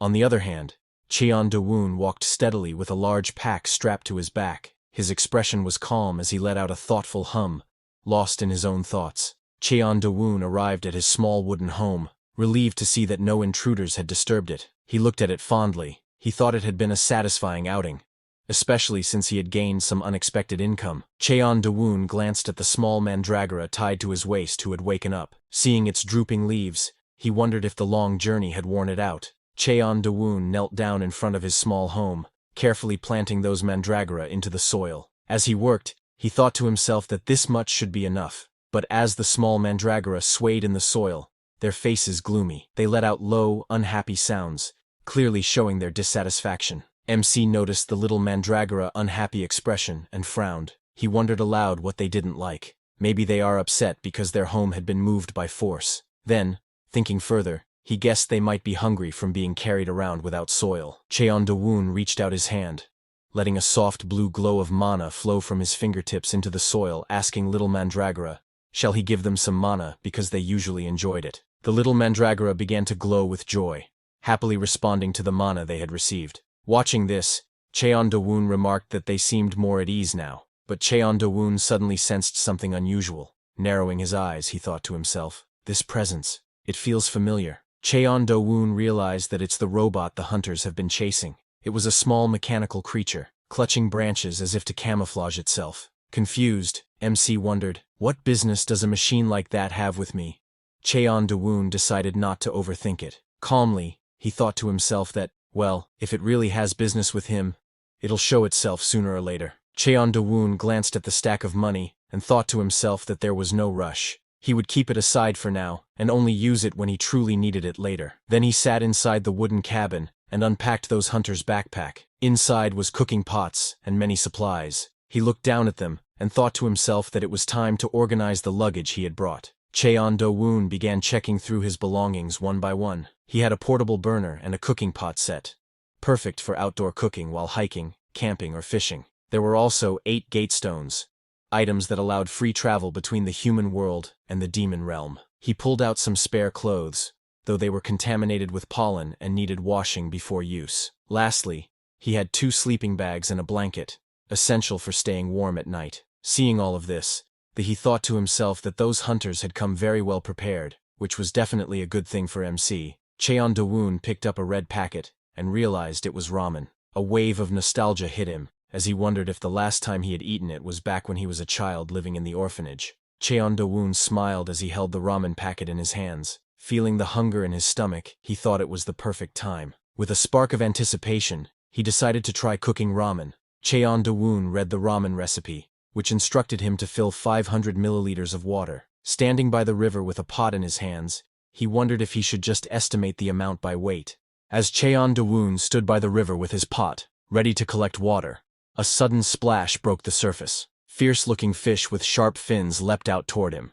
Cheon Do-woon, who held the pot of water, remembered that people usually add extra ingredients when cooking ramen. He thought that ramen would taste delicious with fish, and so strike with finger, killing the fish instantly. The recipe suggested adding ingredients like eggs or green onions for better taste. Cheon Do-woon noticed some roe and thought it should be fine to use as a replacement for eggs. Since there were no green onions around, Cheon Do-woon decided to use some other greens he found, thinking it would work just as well. Cheon Do-woon finished gathering all the ingredients, placing them into the pot. With everything ready, he decided it was time to head back. As Cheon Do-woon walked back with the pot in hand, a metallic foot appeared behind him. It was the little robot which stared in awe, its glowing eyes wide and leaves rustling faintly on its head. Holding its stomach as if overwhelmed, it muttered in disbelief, "That man is cooking." Cheon Do-woon lit the fire under the pot, carefully watching the flames rise. As he glanced at the instructions, he frowned slightly, realizing they didn't mention when the fish should be added.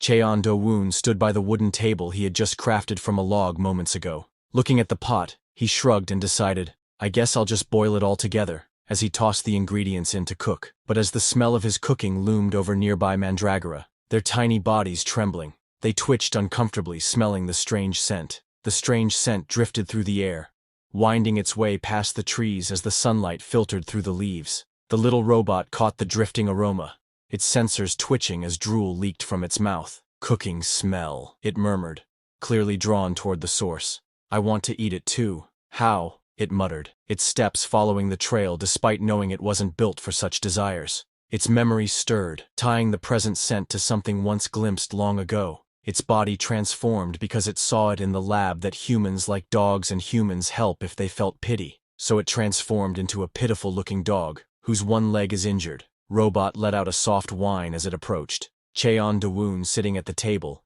glanced over with a puzzled expression. He remembered that this mechanical creature has been following him ever since. As he looked at the robot, he wondered if the robot transformed into a dog just to lower his guard, and is it pretending to be hurt on purpose, trying to stir up sympathy? From its actions alone, the MC could tell it seemed like a young creature, one that didn't yet understand much. The little dog barked happily, wagging its tail with innocent excitement. Seeing that MC frowned in thought. How on earth did a creature like this escape from the lab, and make its way all the way to the demon realm? MC looked at the food and said it seemed ready. He asked the little dog if it wanted some too. The dog barked happily in response. Cheon Do-woon picked up his chopsticks and looked at the food, while the little dog stared eagerly at the bowl, drooling with sparkling eyes. Cheon Do-woon looked down at the strange, bubbling dish filled with odd ingredients, and wondered to himself if he should try eating it. He sat at the table, eating from the pot with his chopsticks, while the little dog happily munched on its own share from a plate beside him. As he tasted the food, his eyes widened in surprise, the flavor overwhelming him. Beside him, the little dog tilted its head in confusion, still chewing, while the Cheon Do-woon's thoughts echoed. This taste is... A memory of the past surfaced in his mind. He recalled sitting on the floor with his friends, all gathered around a steaming pot of ramen. Their faces were full of joy as they laughed and chatted. Cheon Do-woon slurped the hot noodles, sweat running down his face, his cheeks flushed, and steam rose around him as he struggled with the heat, but his expression showed pure enjoyment. Cheon Do-woon smiled softly as he tasted the noodles, thinking to himself that this was how it used to taste. In that moment, he remembered the ramen he had eaten when he was just 7 years old. While the sun set behind the mountains, shadows stretched across the forest. From within the trees, Cheon Do-woon's faint voice echoed just one word: delicious. Afterward, Cheon Do-woon stood with his hands on his hips, looking at the dog. He told it that if it was done eating, it could leave since he needed to clean up. The dog then turned and began walking away, while limping on its one foot. Seeing that Cheon Do-woon pointed out that the dog had been limping on its left foot earlier. The dog froze in shock, realizing it had been caught. With a sheepish look, it quickly changed the lead it was limping and walked away, while Cheon Do-woon watched with a knowing smile. Then Cheon Do went to a waterfall. After finishing the dishwashing, he wondered if he should start the laundry next. As he scrubbed clothes by the water, he thought about how he didn't have good memories when it came to pollen. Still, he knew he couldn't keep living in only leather clothes forever. With a small sigh, he reminded himself that he wasn't a caveman. He thought carefully to himself that if he hit the clothes too hard with the stick, they might tear. So, he decided to strike gently while washing them. But despite his earlier thought of being gentle, he ended up striking the clothes with little too much force. The ground cracked, rocks flew, and the impact shook the riverbank, leaving him shocked at what just happened. The stick slammed into the ground with overwhelming force, leaving cracks and debris scattered everywhere. He stared silently at the destruction, speechless at his own strength. He cleared his throat and tried to stay calm. Though one cloth had destroyed, he reassured himself that it was fine, because there was still one more left. But he narrowed his eyes and looked in his side in confusion. This time, That little robot had changed its form into a rock. He wondered to himself why that little robot kept following him around. He remembered that, while he was eating ramen and washing the dishes afterward, the strange little robot appeared again, floating nearby as if it was watching him. Even when he stopped to admire the flowers that looked like forsythia, the little robot appeared once again. It changed its form and came closer, but it never really did anything special, just followed quietly. The little robot, disguised as a log, suddenly froze in surprise when a bee flew close to its face, making it flinch with wide eyes. It panicked as a bee buzzed near it. Terrified, it shouted, "Bee!" and ran away as fast as it could, clearly frightened by the tiny insect. The little robot screamed that it hated bees. Watching its reaction, it seemed like its mental age was no more than that of a child under 5 years old. The little robot spoke in a mechanical and clumsy manner, its words stiff and unnatural, making it clear that it wasn't fully developed in how it communicated. Cheon-du realized that the young chimera had been forced to have knowledge injected into it. Because of this, it showed clumsy behavior and odd reactions, which were common side effects in young chimeras. Cheon-du looked at the flowers and commented, though a bit awkwardly, that the forsythia flowers were pretty. He acted as if he didn't see the little robot. Little robot peeked from behind the flowers, watching shyly. Then something later Cheon-du let out a sigh, realizing that doing laundry was harder than he expected. Still, he held up the clean, shining shirt with a small sense of accomplishment. He looked at the freshly washed shirt in his hands, and felt relieved. At least he had managed to save this one. He noticed the shirt looked a bit too small for him to wear. Since he had washed it so carefully, it felt like a waste. Deciding not to throw it away,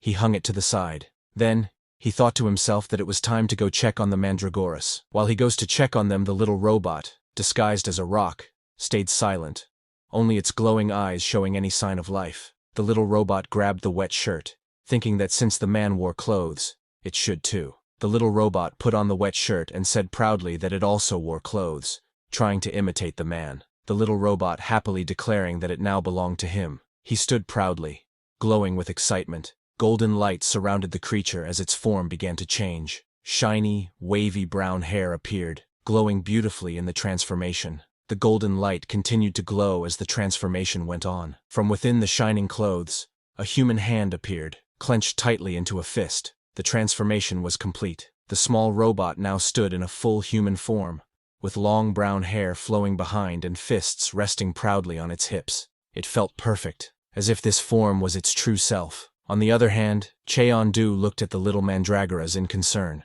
They kept acting weak, their leaves drooping as if they were wilting. Their roots also looked dry, making him wonder why they kept ending up like this. He found it strange, as he was sure he had pulled out all the weeds when preparing the field. While working, he suddenly noticed something unusual and muttered, "What's this?" As he tilled the soil, all sorts of things started coming out of the ground. He realized he should have been gentler while working through it. Shocked, he thought about how he had almost hurt the little mandragoras by mistake. He thought about making a proper vegetable garden in that spot. Estimating the size, he wondered if an area as big as his house would be enough.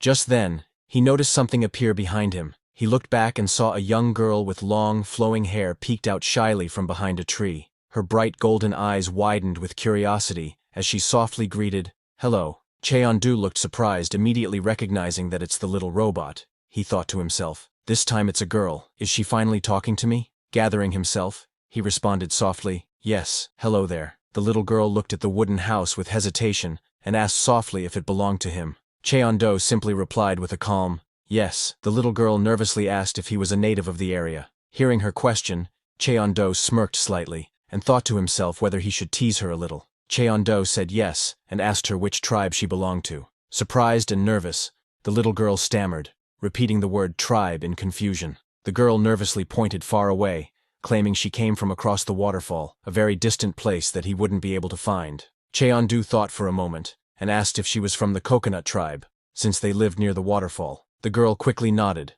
flustered but determined, and insisted that he was correct. She claimed that she came from the coconut tribe. Cheon-du noticed the outfit and pointed out that it looked like his. The girl quickly explained, flustered, that in her tribe, whoever picks something up owns it, so the clothes were hers now. Cheon-du, amused, simply agreed and told her she could keep it. The girl let out a happy squeal. Cheon-du asked the girl what brought someone from the coconut tribe to this place. The girl, looking nervous, admitted that she had been kicked out of her tribe. Then, gathering her courage, she said she had a request for him. The girl shouted nervously, her face red with determination. I want to live here too. Please. I hope you'll let me stay. She bowed her head deeply, showing her desperation as Cheon-du looked at her in surprise. The girl's eyes widened nervously and she stammered, "Here there are no bugs." Her face showed a mix of worry and desperation as she tried to explain her reason. The girl nervously fiddled with her hands and said softly, "And there's a house too, so it seems safe." She spoke timidly, trying to justify why she wanted to stay. The girl explained shyly, "That's why I want to live here." Hearing this, Cheon-du closed his eyes with a calm expression and thought to himself, so she just needed a place to rest after all. He agreed and said, "All right, but if you want to stay here, you must do your share of work." The girl's face lit up with excitement as she clenched her fists happily. "Understood. Just tell me what to do," she replied eagerly. Cheon-du explained, "First, I need to till the vegetable patch. Can you help with that? I need to make a new home for the mandragoras." The girl eagerly grabbed the tool and declared with confidence that she would handle it, proudly saying she was strong. The girl shouted with determination that she was confident in her strength.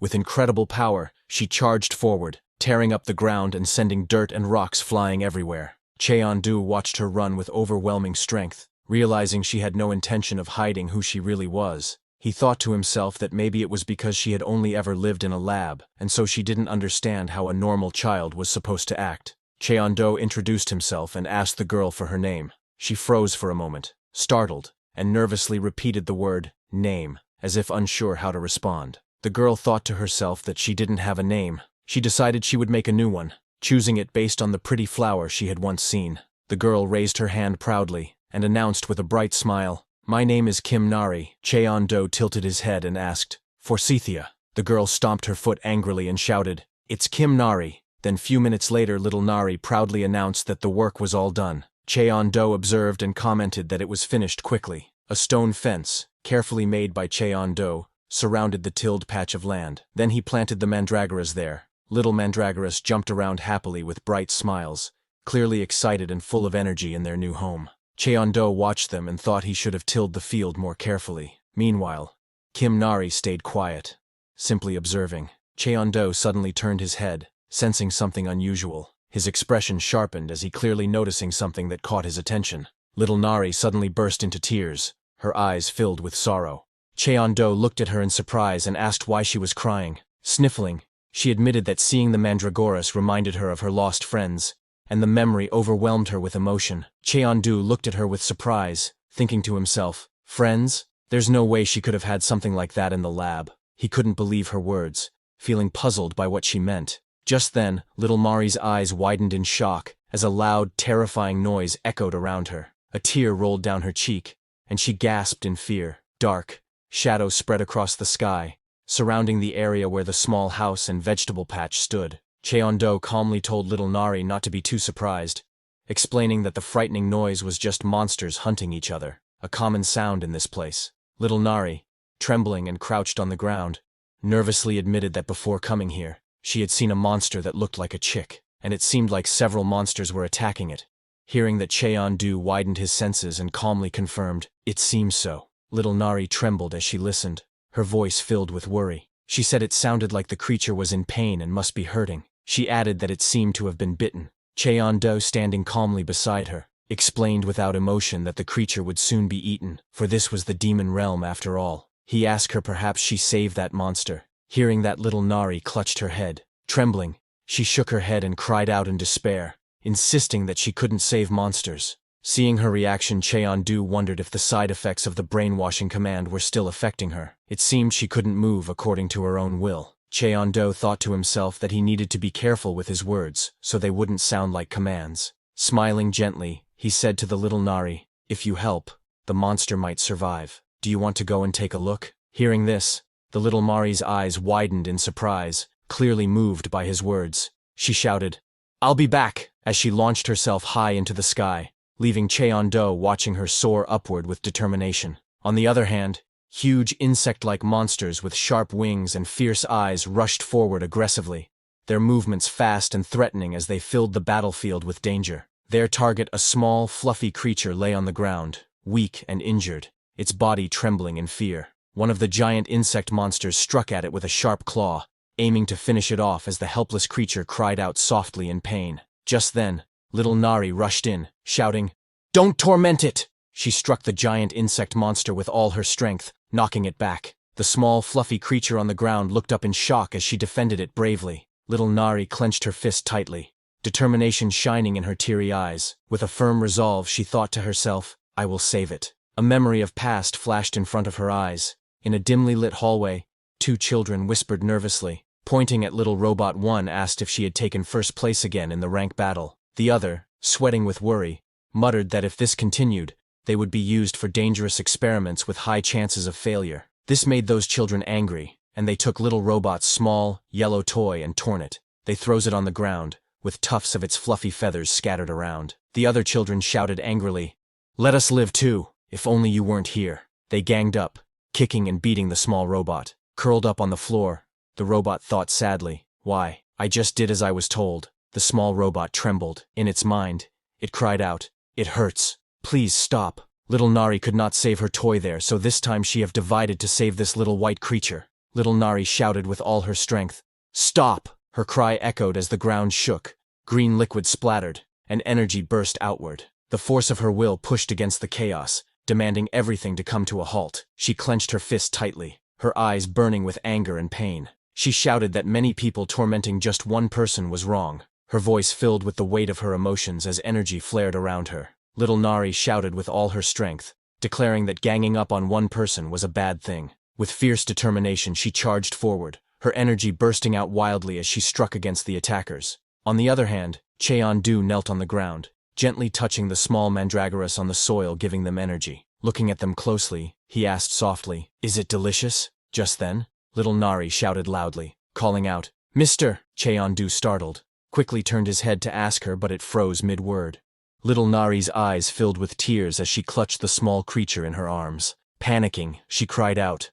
Little Nari held the small, injured creature tightly in her arms. Its eyes were swirling as if it had lost consciousness, and faint marks and bruises covered its body. Cheon-du tried to calm himself down, but then froze in shock. That tiny creature reminded him of the white monster with fiery eyes and a burning presence that he skinned before. He stared at the creature, a strange feeling creeping over him. It seemed familiar. Little Nari clutched the small creature in her arms, her face filled with tears and panic. She looked up desperately and cried out, calling Chen-du uncle, asking what they should do. With trembling words, she explained that the creature wouldn't wake up, her fear and helplessness clear in her voice. She cried out that it didn't look good, and asked fearfully if it was dying. Cheon-du walked toward her calmly, and told her that they should take a closer look. He slowly reached out his hand, blue energy swirling gently around his fingers as he prepared to use his power. He placed his glowing hand gently on the creature, blue energy flowing around his fingers. After checking, he sighed in relief and thought that, fortunately, the wound didn't seem to be fatal. He realized that every monster's magic carried a unique history within it, something that made each one different from the other. He noticed that the creature had shrunk in size, and its color had become lighter, but he was certain it was still the same immortal-type monster from before, now weak and barely conscious in the girl's hands. Cheon-du wondered why the creature had shrunk so much, and if its way of healing was different from his own. Meanwhile, the little Nari, holding the small creature in her arms, anxiously asked if it was truly dying. Cheon-du explained that the creature wasn't dying, but simply malnourished. He noted that it had shrunk because it hadn't been able to get enough food. Little Nari repeated the word, malnourished, in surprise, trying to understand. Cheon-du explained that he had given the creature some mana, so if they left it alone, it would recover on its own. Hearing that little Nari looked down at the creature quietly, her face filled with concern. She remembered her past where two children were very angry at her, and they destroyed her small, worn-out stuffed toy. Looking at that small creature, she remembered that She held up the small, weak creature with worry in her eyes. She pleaded that if they left it alone, it would surely die. Pointing out its condition, she compared it to a rice cake, limp and lifeless in her hands. Little Nari clutched the small creature tightly to her chest, her eyes filled with determination. She asked if she could raise it, saying she wanted to take care of it. Nervously, she promised that she would train it properly, and feed it well too. Her voice trembled as she asked if that would be okay. Cheon-du with a calm smile, and remarked that the creature might grow quite large in the future. Little Nari quickly insisted that she would only feed the creature a little. Cheon-du then allowed her to do as she wished. Hearing this, little Nari's eyes lit up with joy, and she asked in disbelief if he really meant it. Cheondu said yes, and suggested that she could let the creature roam around the yard and even guard the house. While they were talking suddenly, the small creature slowly opened its eyes, looking weak and confused. In a dazed voice, it wondered to itself,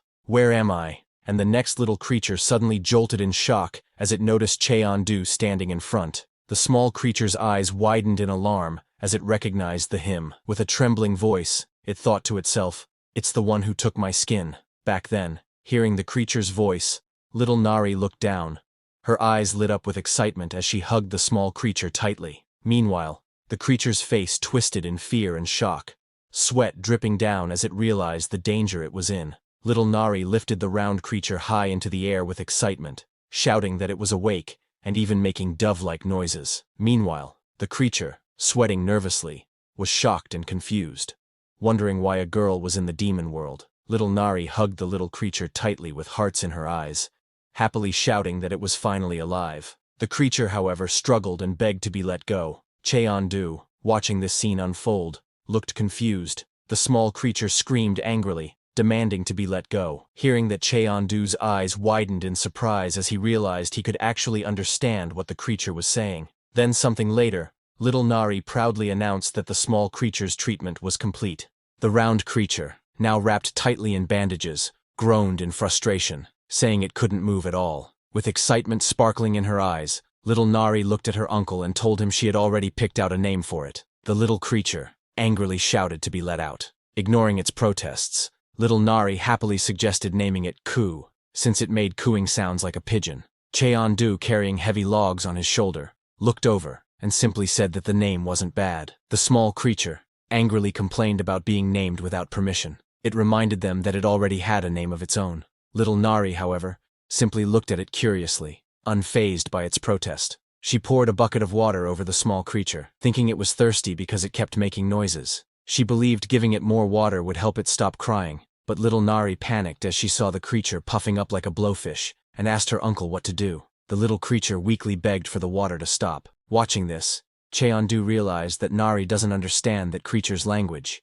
He calmly told her that the creature had already had enough water. Little Nari suddenly realized the creature might be hungry. With excitement, she shouted that she would go find some food for it, and quickly ran off. After she left, Cheondu noticed that many small tasks were piling up. To stay organized, he decided it would be best to build a storage cabinet. He measured the logs, and thought to himself that the cabinet should be about this size. It didn't need to be too big, just enough to serve its purpose. With his hand blade, he tries to cut the log, but it broke in pieces, making Cheondu paused in surprise, not expecting it to cut so easily. He stood puzzled and muttered to himself, wondering what went wrong, since he had built it the same way he had made the table and chair. The little creature, wrapped in bandages, clicked its tongue, and explained that the wood was different. It pointed out that the one in front of him was soft wood, easy to break. Hearing that, Cheondu realized that wood strength varied by type and asked about it. The creature, surprised, said it was obvious, and couldn't believe he didn't know. Curious, Cheondu then asked which color wood was the strongest. The creature confidently began to say that the strongest wood was obviously the red one, but then it suddenly froze in shock, its eyes widening in surprise. The creature panicked, and asked if the man had just understood what it said. Cheondu, deep in thought, muttered to himself about red wood. Ignoring him, the creature grew cautious, and thought to itself that although it seemed impossible, it should try just in case. With glowing eyes, it decided to attempt reading the man's mind. The creature activated its ability, and a glowing light surrounded it. It used telepathy to read thoughts directly. But Cheondu Chimera power activated and looked through the whole forest carefully. But no matter how hard he searched, he couldn't see any red wood. He wondered if the red wood might only grow in a different place. Meanwhile, the small creature was shocked. Realizing that Cheondu had blocked its telepathy instantly, it thought to itself that it was even more than just blocking. It nervously asked in disbelief if Cheondu could actually hear its thoughts. Cheondu explained that it wasn't exactly like hearing a voice. Instead, the words simply appeared in his mind. Then, with a serious look, he added that there was something even more important to discuss. He pointed out that it was even stranger for a monster to understand human speech. The little creature froze, startled, and stammered, "That's..." Seeing his hesitation, Cheondu realized that the creature must be one of the rare intelligent monsters that are born against all odds. Though he had heard of such beings before, this was his first time seeing one in person. He looked closely, and asked calmly if they had met before. The creature said yes, and admitted that it had really wanted to see him again. Surprised, Cheondu asked why it felt that way. The creature said that it didn't matter why, but Cheondu had saved its life. Because of that, it wanted to repay him and help if they ever met again. Hearing that, Cheondu realized that back then, he had removed the poison, which allowed the creature's immortal core to survive. That was why it managed to live. He asked if the creature could help him now. Surprised, the little creature nervously responded, asking if he meant right at that moment. The little creature's eye widened, showing its nervousness and hesitation at the Cheondu's request. But the small creature agreed with determination. It spread its wings and declared that it would guide Cheondu to the place where the red trees grew. Meanwhile, inside the forest, little Nari, who goes to get some food for small creatures, screamed in fear, running desperately as fireballs blazed behind her. With tears in her eyes, she cried out for it to go away, shouting that she hated the lab. Little Nari ran as flames burned behind her. Tears streamed down her face as she cried out in pain, shouting that it was too hot. Suddenly fell face down on the ground, and that fireball hit the wall in front, and a massive explosion erupted in front of her, flames and debris scattering everywhere. Seeing that, little Nari trembled in fear, tears streaming down her face. She thought the lab had come to capture her. Panic filled her mind as she cried, terrified of the flames, admitting she hated fire more than anything. On the other hand, a person held a device showing a radar with a red dot. Watching it closely, they confirmed without doubt that she was the mechanical creature, the one capable of freely changing its shape. A tall man with long hair walked calmly through the raging flames, his expression cold and serious. Fire surrounded him, but he seemed completely unfazed, holding burning energy in his hand as he stepped forward with authority. The man stared ahead with a cold, serious expression. Surrounded by flames, he admitted to himself that it didn't feel right to attack a child, but he was prepared to do it anyway. The man's eyes burned with determination as flames swirled in his hand. He shouted fiercely, explaining that his life was at stake, hoping the child would understand why he had to fight. The man thrust his hand forward, unleashing a massive wave of fire. Flames roared violently, rushing toward little Nari, who looked tiny and helpless in the distance. The man shouted that this was the end. As flames rushed forward, little Nari's eyes widened in fear, tears streaming down her face, her body frozen in shock as she realized the danger closing in. Just then, with small creature perched on his shoulder, Cheondu appeared right in front of little Nari, stopping the fire with his bare hands. Behind him, frightened little Nari wiped away her tears. Cheondu thought to himself that all he had wanted was to finish building the cabinet and eat in peace. But now he was forced into this fight. The small creature's eyes glowed with determination as it used its telekinesis, and told Cheondu it would reveal the location of the trees later. For now, saving the child was the top priority. Cheondu's eyes glowed with determination, ready to act. Kim Nari sat trembling on the ground, clutching her head as she muttered for the fire to go away. Seeing her, Cheondu realized she is terrified of the flames, and clearly not in a stable state of mind. He calmly said to the small creature that they should put out the fire first. The small creature on his shoulder agreed, angry at the thought of someone bullying a child, calling it the act of a scumbag. Seeing Cheondu, the man cloaked in flames glared fiercely and demanded, "You're clearly not some caveman. Whose side are you on?" He narrowed his eyes and added, "You're after the mechanical creature too, aren't you? Then listen carefully. I'll only say this once. Leave while you still can." Both Cheondu and that fire guy stood across from each other, tension filling the air. One was wreathed in flames,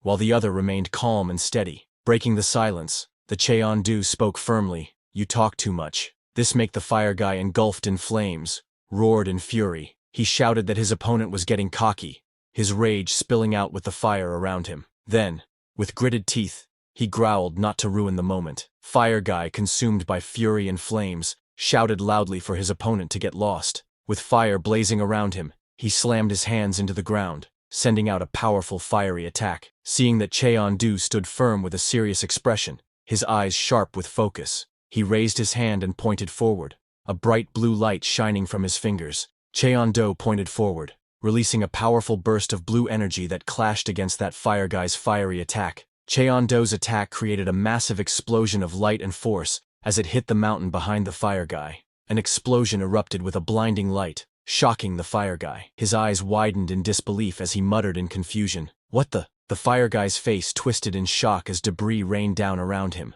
His eyes widened, and sweat ran down his face as he gasped in disbelief, too stunned to speak. Only a cry of alarm escaped him. As the dust and debris settled inside the massive crater, Cheon-do asked little Nari gently if she was okay. Little Nari replied she was fine now. She wiped her tears, her voice soft with relief. She said that uncle had put out the fire, feeling safer now. Looking at Kim Nari, Cheon-do spoke calmly.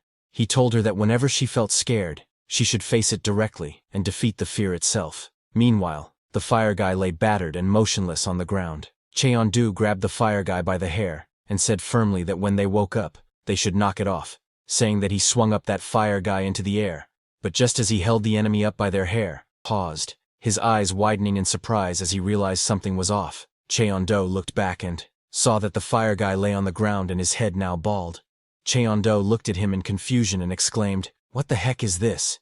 Looking at the fire guy's bald head, Cheon-do wondered if he had always been bald. The small creature sitting on little Nari's head was very annoyed and called the fire guy a little brat. Even little Nari looked at him with wide eyes, clearly confused, as the sunlight reflected off the smooth surface of a shiny head, revealing it to be completely bald. Little Nari quietly muttered the word, "bald," in surprise. She burst into laughter, holding her stomach and tearing up from how hard she was laughing. She found the bald head hilarious and shouted that being bald was funny. Little Nari laughed loudly, calling the fire guy Baldy. She said she wasn't scared of him anymore. Hearing this, the Cheon-do looked at her in silence. He was confused because while he was fighting that fire guy, he realized that the opponent was not strong enough to defeat little Nari. Just then the small eyes glowed brightly as it prepared to use its power. It explained that this would make everything clear. The ability, called mental resonance, allowed him to look into another person's memories. Suddenly Cheon-do's eyes also glowed with a golden light as the power flowed through him. Little creature's ability not only allowed it to look into memories, but also to share those memories with others. In little Nari's memories, Cheon-do saw a dark room. There a man in a lab coat stood before a glowing screen, his posture tense as he leaned on the table. A low, unsettling laugh escaped him, echoing through the room. The man's glasses glowed brightly, hiding his eyes as he grinned with a twisted smile. His expression was filled with a sinister excitement. A small slime creature trembled nervously, its round eyes showing fear as it shifted on the floor. It was little Nari when she was just made. Watching her reaction, the man remarked that it seemed to be dodging him now, and noted that the slime had finally started to develop a sense of self. The man stretched out his hand, blue flames burning around his fingers. His voice was cold and commanding as he called out to the slime, telling it to come closer. The man spoke in a cold, dismissive tone, saying there was nothing to fear. To him, this was just another durability test, nothing more. A loud scream echoed as that man burned Miss Little Nari with fire. Seeing all that, Cheon-do finally understood everything. He gently placed his hand on little Nari's head and praised her, saying she did well. Little Nari looked up at him in confusion, not fully understanding. Cheon-do thought to himself that trauma doesn't disappear so easily, but perhaps this was the first step toward healing. Then looking at that bald guy, Cheon-do wondered what they should do about him. Little creature tapped the bald guy's head, checking if he's awake. Suddenly, little Nari got an idea. Little Nari stood proudly with her hands on her hips. Stars sparkled around her as she announced with confidence that she had a great idea. Then few minutes later, that bald man was tied by ropes, was held down a waterfall. Water surged powerfully, making his coat and boots were soaked. Seeing him, little Nari shouted excitedly that if he got wet, his fire would go out. And now the bald uncle wasn't scary anymore. The bald man stood there, soaked and stunned, water dripping from his face. He admitted with frustration that this wasn't the reason he came to the demon world. When little Nari saw that bald man had awakened, she angrily pointed at the bald under the waterfall and called him a bad bald uncle. The soaked man clenched his fists in frustration, thinking to himself in annoyance. Meanwhile, Cheon-do nearby reminded little Nari not to judge people based only on their looks. Little Nari smirked mischievously, while Cheon-do calmly held a pot with a gentle smile. Watching her reaction, he thought to himself that maybe she would recover faster than he had expected. Then Cheon-do crouched by the river, filling a pot with water. The little creature flew nearby, watching him closely and asking what he was doing. Calmly, Cheon-do replied that he was getting water to make ramen. Hearing that, Kim Nari shouted with excitement, declaring that uncle's fish ramen was the best. Cheon-do glanced at her with a faint smile and asked in disbelief, "Really?" Cheon-do asked if the coconut tribe also ate fish ramen. Flustered, Kim Nari quickly raised her fists and shouted that they did, insisting that the coconut tribe loved ramen. Meanwhile, Water splashed on that bald guy. Water dripped down the man's face as he narrowed his eyes. From his sharp gaze, he judged that Cheon-do was at least an A-plus class hunter. He thought to himself that Cheon-do might be even stronger, just hiding his true ability. Meanwhile, Kim Nari splashed into the water with her legs kicking, shouting that she would catch the fish. Beside her, Cheon-do calmly held a pot, watching her. Looking at him, the bald man thought to himself that Cheon-do was probably a reclusive hunter living off the grid. Meanwhile, Cheon-do looked at the water and muttered that he would need more if he was cooking for 3. Seeing them preparing to make ramen frustrated, bald guy thought that catching someone and then sitting down to eat ramen, even for the demon world.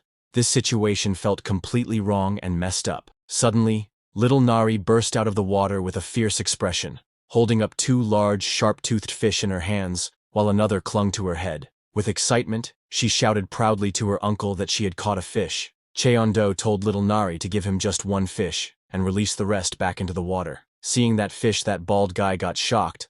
Little Nari quickly agreed, and urged him to hurry so she could toss it in. The bald man stared nervously at the strange fish, sweat running down his face. He wondered what these creatures were, and worried that using one would only make the broth smell terrible. Little Nari dropped the strange fish into the pot filled with water, causing it to splash. Watching this, the bald man grew more uneasy, wondering why Cheon-do was using so much water in the first place. Frustrated, the bald man wondered if they even knew how ramen was supposed to be made. Meanwhile, little Nari happily ran forward with small creature sitting on her head, cheering that it was ramen time and that she was excited. Cheon-do calmly followed behind, holding the pot of water. Bald man suddenly shouted for them to wait. Kim Nari stopped in her tracks. Cheon-do also stopped behind, looking slightly confused. The bald man struggled in the rushing water, looking desperate. He asked if they could finally let him down. With frustration in his voice, he shouted that he would cook the meal himself. And then, few minutes later, the bald man stood at a wooden table under a spotlight,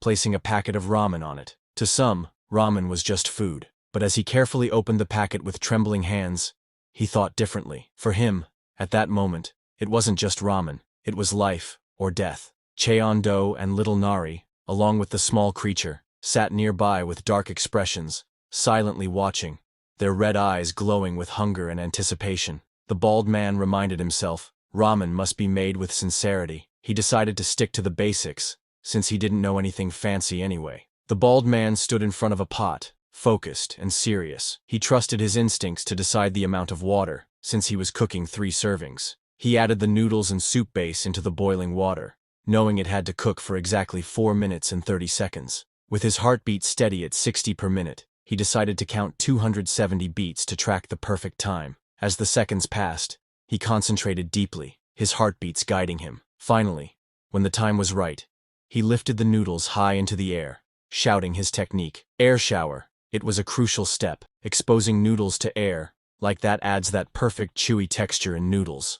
Sweating but determined, the bald man thought how kimchi would have made the dish complete, but reminded himself that this was the demon world. Still, he smiled, knowing he gave it his best. The ramen was finished, and he had no regrets. The pot of noodles gleamed, labeled as Nam-gi's sincerity. Ramen. It had 90 flavor scored, 24 carbs, 18 protein, 20 calcium, and 20 fat. The bald man carefully served the ramen, offering it to the others, and asking them to give it a try. Little Nari looked surprised, noting that it felt different from the uncle's ramen. Cheon-do agreed, and prepared to taste it. Cheon-do took a bite, saying he would see how it tasted. Soon, the 3 of them, including the small creature, sat at the table together, eating the ramen. As they tasted it, their eyes widened in shock. Cheon-do, the girl, and the small creature all realized something at the same time. This taste was special. They were overwhelmed, as if transported to another world. Well, basically they were in another world, but it felt completely different world. They thought to themselves that this was not just food. This was the true taste of sincerity. Little Nari's face lit up with joy as she exclaimed how delicious it was. The small creature chirped, asking if humans ate such food all the time. Cheon-do smiled, admitting even he was impressed, before suggesting they eat first. After the meal, the small creature lay on the table, completely full and exhausted, letting out a satisfied sound. Cheon-do also placed his chopsticks on the table after eating. The bald man laughed nervously and asked if the food suited their taste. Cheon-do, little Nari, and the small creature had already finished eating, their bowls completely empty.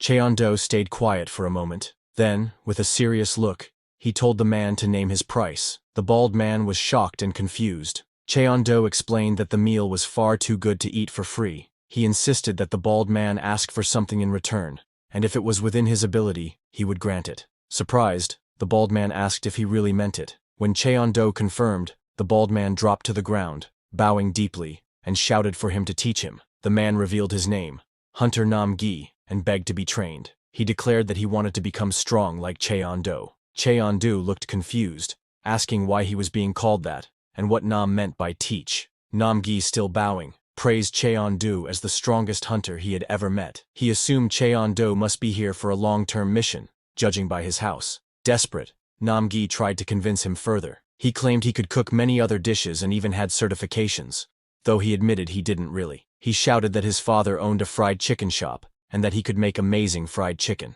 That was true. Pushing harder, Nam-gi pointed out how troublesome it must be to pass through the gate constantly for supplies and clothes. He offered to be Cheon-do's runner, handling errands for him. Finally, he promised to even pay any price Cheon-do wanted in exchange for lessons. The bald man knelt down before Cheon-do, his voice filled with desperation. He begged for the chance to train under him, declaring his dream of reaching A-class. Cheon-do, however, remained calm and asked only one question. He wanted to know the bald man's true reason for attacking little Nari. Was it really just for the bounty?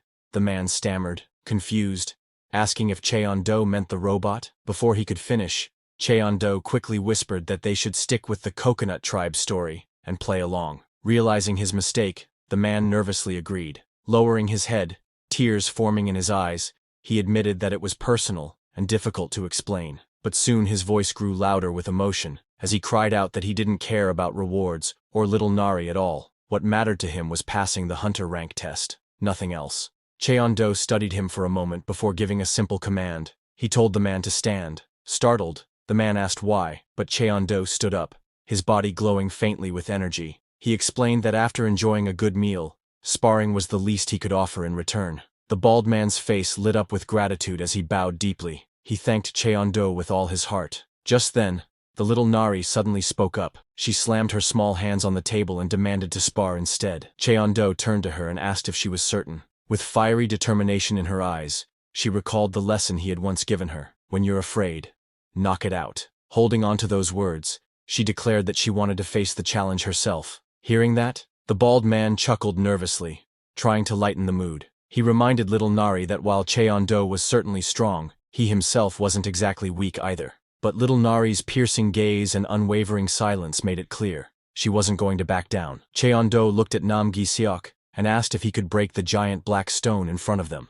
Nam-gi-seok froze in shock and quickly explained that the stone was obsidianite, a material said to be many times harder than diamonds. He nervously laughed, saying it was impossible to break unless one was at least an A-class hunter. But before he could finish his words, the stone suddenly shattered with a loud explosion, leaving him wide-eyed and trembling in disbelief. Nam-gi-seok froze, his face pale with shock as sweat trickled down his cheek. As he tried to process what just happened, Kim Nari stood up, her small body glowing with energy. She was the one who used her power to break that obsidian. With a fierce expression, she pointed her hand at him and declared with confidence, "Baldy uncle, come out. Let's spar." Nam-gi was known as a natural awakener, once considered a highly promising hunter. Unlike most people who awakened their powers in their late teens, he first awakened at just 8 years old. This made him an exceptionally rare case. With talent and relentless effort, he grew at an astonishing speed. Before even reaching the age of 20, he was already promoted to a B+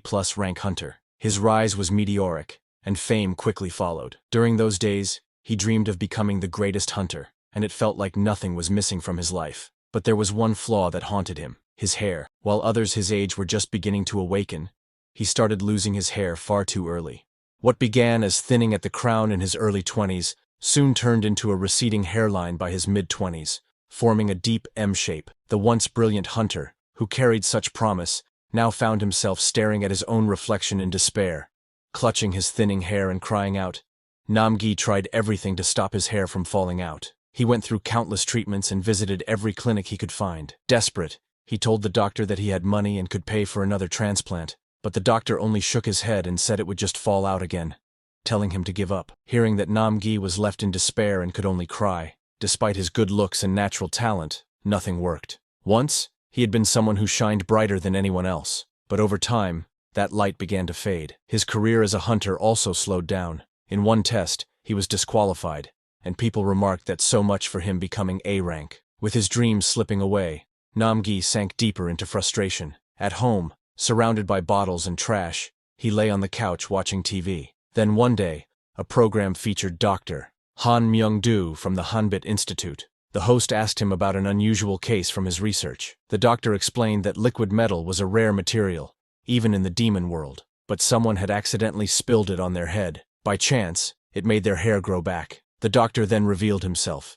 His hair was full and long again. Smiling, he proudly announced that he was nearly 90 years old, yet thanks to liquid metal, his hair had returned. Seeing that Namgi was shocked, lying on the floor, he couldn't believe what he just heard. He gets very angry, asking what kind of bullshit is this. But because he could, the reporters laughed and asked the scientist if he would create a cure for baldness next. Hearing that, Namgi's eyes widened with sudden hope, his heart racing. But the doctor only laughed it off, saying that the mysterious demon world reminded him of how little they understood. He spoke about serving humanity as an awakener, creating more mechanical beings, and aiming for Korea's first major award. Hearing this, Namgi clenched his fists. Why? He thought. Why chase awards when a real cure could change lives?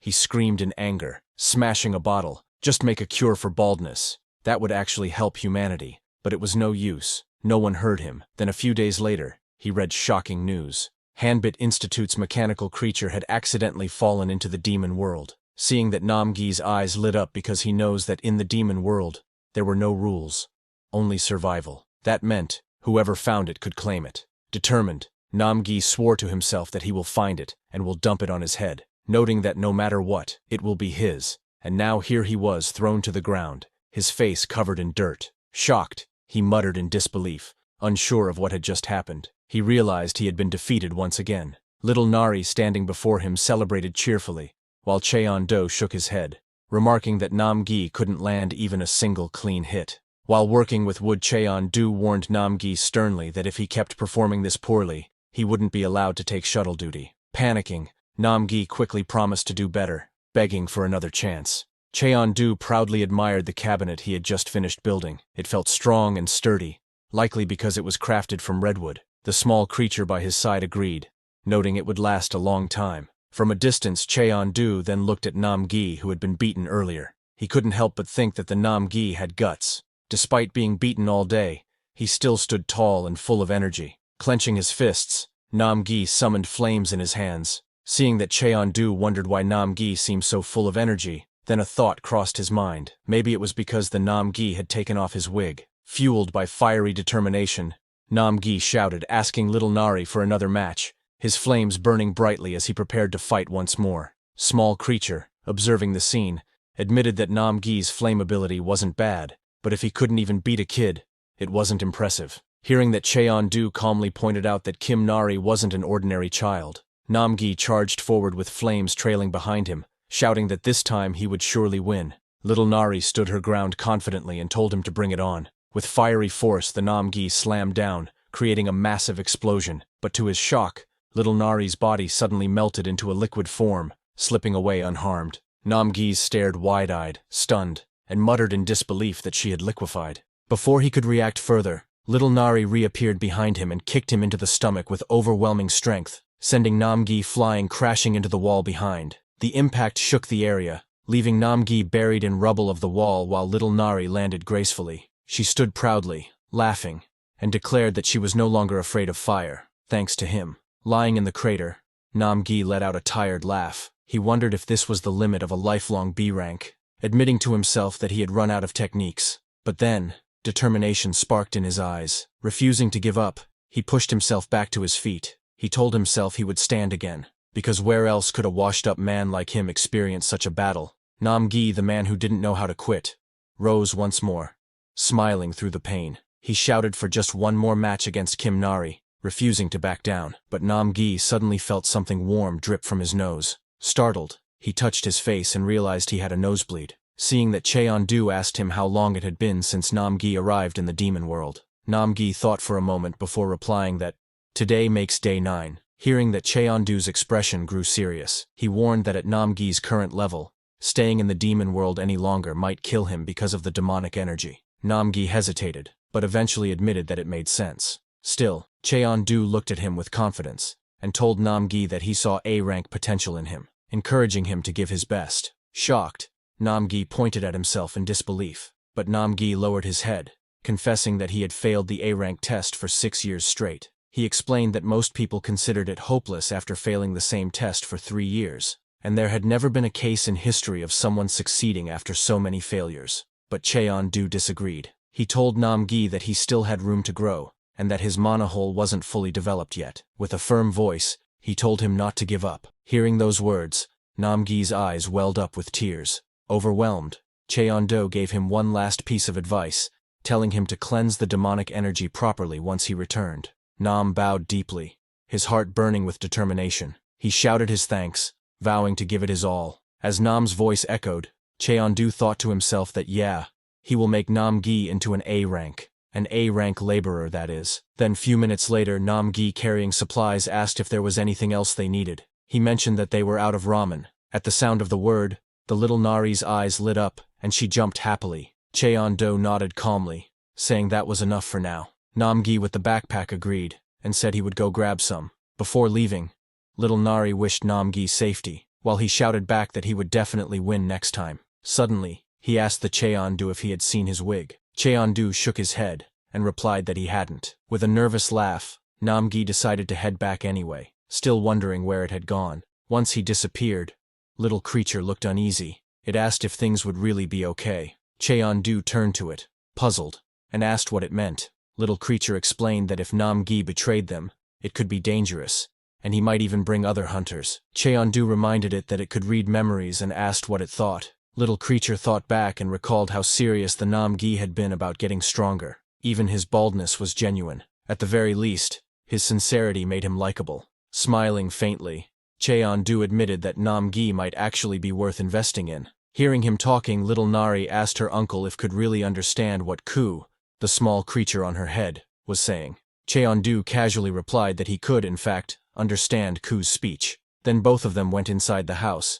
Cheon-du proudly showed the cabinet he had built, explaining that he had done it with Ku's advice. The house looked tidier now, though little Nari pointed out that it still felt a bit dark inside. Hearing that, Cheon-du paused, then asked if she wanted a window. Without waiting long, he used his sword-like hand and cut into the wall, but suddenly sparks stared flying beside him until a clean opening appeared. It was little Nari who used her eyes' lasers to create a small window for herself. She cheered happily that brightness was better. Cheon-du simply nodded in satisfaction, but he reminded her that at night they would still need a proper light source. Curious, little Nari asked how they could get one. Cheon-du explained about glowstones, crystals that shined in the dark. A few of them on the ceiling would keep the room bright. Hearing that, little creature Ku frowned and asked if he even knew where to find them. Calmly, Cheon-du answered that glowstones could be found in volcanic zones. Hearing that, Ku's expression grew serious. Volcanic zones, after all, were some of the most dangerous areas for hunters. And there was more thing. Ku lowered his head, his voice heavy as he admitted that the volcanic zone was where he came from. The thought of returning made him uneasy. Hearing that, Cheon-du couldn't understand why Ku looked so gloomy. After all, going back home should have been a good thing. Curious, little Nari hugged Ku tightly and asked her uncle what it was saying, noting that Ku's tone sounded strange, almost upset. Hearing that, Ku frowned, realizing little Nari was sharper than expected, noticing things that others might miss. Cheon-du told her that Ku was worried about them going to the volcanic zone. He suggested going alone, telling little Nari and Ku to stay behind, but little Nari crossed her arms and refused. She declared that she wanted to go too, saying she wasn't afraid of fire anymore. Her determination surprised Cheon-du. He hadn't expected her to overcome her fear so quickly. When he asked Ku, Ku also agreed to go. It admitted it had unfinished matters to deal with in the volcanic zone. Seeing their resolve, Cheon-du finally smiled and agreed. He told them all to prepare, but first, he would craft special gear to withstand the volcanic zone, and use the spider monster's power. At the same time, in the volcanic zone, the ground trembled as the volcano erupted, spitting out fire and smoke. From within the thick smoke, a pair of glowing eyes appeared, sharp and menacing. A low rumble echoed as a massive shadow began to rise, shaking the entire volcanic zone. Something terrifying had awakened from the heart of the volcano where Cheon-du, little Nari and Ku are headed next. The group entered the volcanic region, one of the 3 most dangerous places in the demon world. Hunters usually avoided it because of the flying volcanic ash, toxic gases, and the heavy demonic energy in the air that made breathing difficult. Ku explained that very little was known about this place in the human world. As he spoke, he noticed little Nari happily playing around the lava, treating it like a game. Ku could only stare in disbelief at her reckless behavior, asking what that child was doing right now. Cheon-do acted normal, and told Ku that she was just playing with fire. Ku remarked that it was normal for little Nari since she was originally a mechanical creature, but then turned to Cheon-do, wondering how he was perfectly fine in such a deadly place. Cheon-do revealed that he was a chimera hunter. Ku had guessed that much, but asked him why he looked so human since chimera hunters normally didn't. Cheon-do told him that he used to look like that too, but after regenerating, he had ended up with a human appearance again. Cheon-do then asked if Ku was truly comfortable being with them, reminding him that he was still a monster, and hunters usually hated monsters. But Ku simply answered that it wasn't so bad. He said it was nice to have someone to talk to, and Cheon-do didn't seem like bad people. Hearing that, Cheon-do gave a small smile, saying that's a relief. Then little Nari returned to them. Her small feet stepped on the hot surface, but she didn't seem bothered because of the custom-made shoes that Cheon-do made for her. Little Nari called out, asking if Cheon-do was speaking with Gu again, and eagerly said she wanted to talk with Gu too. Cheon-do reminded her that earlier she had asked about his identity, hinting he was about to explain. Excitedly, little Nari declared that since Cheon-do was a native of the demon world, she was one too. But Ku quickly corrected her, grumbling that he was the true native here, calling her a cheeky kid. They pressed on, heading deeper into the volcanic region. Ku explained that the luminous stones they were searching for would likely be near the lava's eruption point. That meant they had to reach the crater. As they climbed higher, little Nari's eyes widened when she saw the great summit. Overjoyed, she rushed forward and shouted that they had reached the top, raising her arms in triumph. Ku perched on her head while Cheon-do calmly followed behind. From the summit,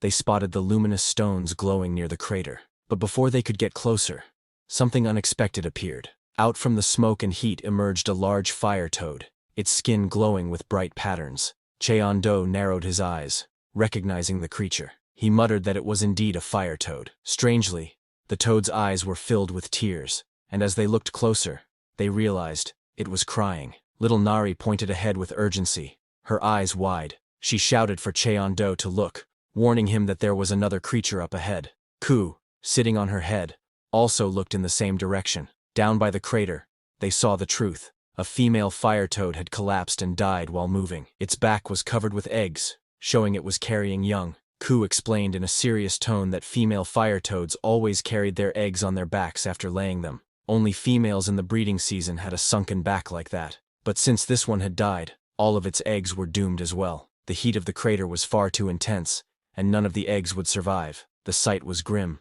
Little Nari's voice softened with pity. She said the poor fire toad must be sad because its partner had died. Cheon-do, however, remained quiet, his expression unreadable as he watched the scene unfold. Suddenly, Cheon-do told little Nari to stay behind and wait. Pressing his foot firmly on the ground, he launched himself forward with great speed. Startled, little Nari called after him, asking where he was going. She watched as he leapt down the rocky slope, heading straight toward the giant fire toad. Cheon-do landed powerfully in front of the creature, his body steady despite the heat and smoke around him. Ku panicked, shouting for him to come back quickly. He warned that the fire toad was extremely sensitive at that moment, and that getting too close was dangerous. But Cheon-do ignored the warnings, his expression calm and focused. The fire toad glared at him, its throat glowing before it unleashed a burst of scorching flames. The air shook as the fiery breath erupted toward him. Little Nari cried out in fear, calling his name. Yet instead of retreating, Cheon-do charged straight through the fire. His figure, which had a sharp spike coming out,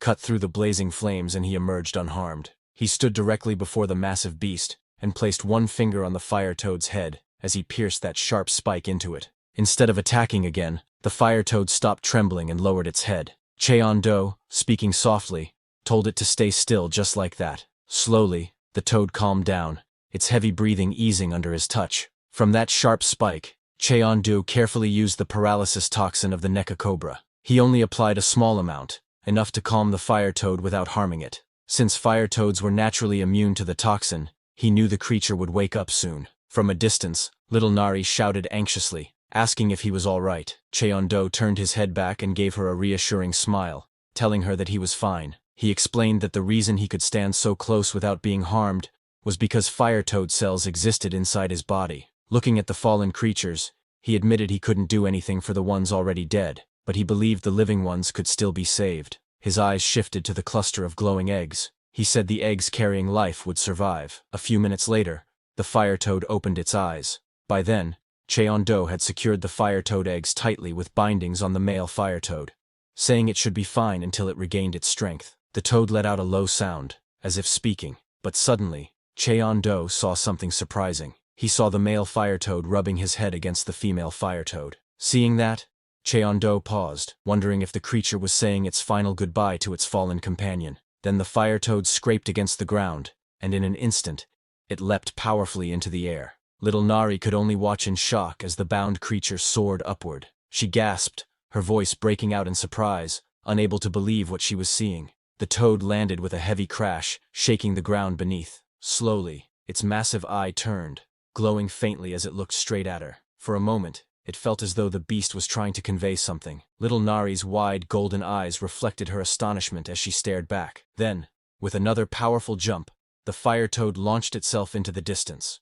Little Nari quickly turned to Cheon-do, her voice filled with wonder. She said that the fire toad had looked their way, and that it almost seemed like it was giving thanks. Cheon-do, in a steady tone, remarked that the toad must have seen its dead mate. Then, turning his focus back to Little Nari, Cheon-do told her to come down so they could mine the luminous stone quickly and return home. Hearing this, Little Nari's face brightened with excitement. She answered eagerly, saying they should dig it up fast and head home together. Little Nari's small hands gripped a glowing stone tightly, pulling it free from the rocky wall. Her face lit up with excitement as she lifted it above her head, proudly showing it off. "It came out!" she shouted happily, her golden eyes sparkling with joy. The stone shone beautifully in her hands, casting light all around. Completely mesmerized, Cheon-do, standing nearby, gave her a calm warning. He told her to be careful, reminding her that if she dropped the stone, it could hurt her foot. Ku also dug out a luminous stone and flew back with his small wings while carrying the stone.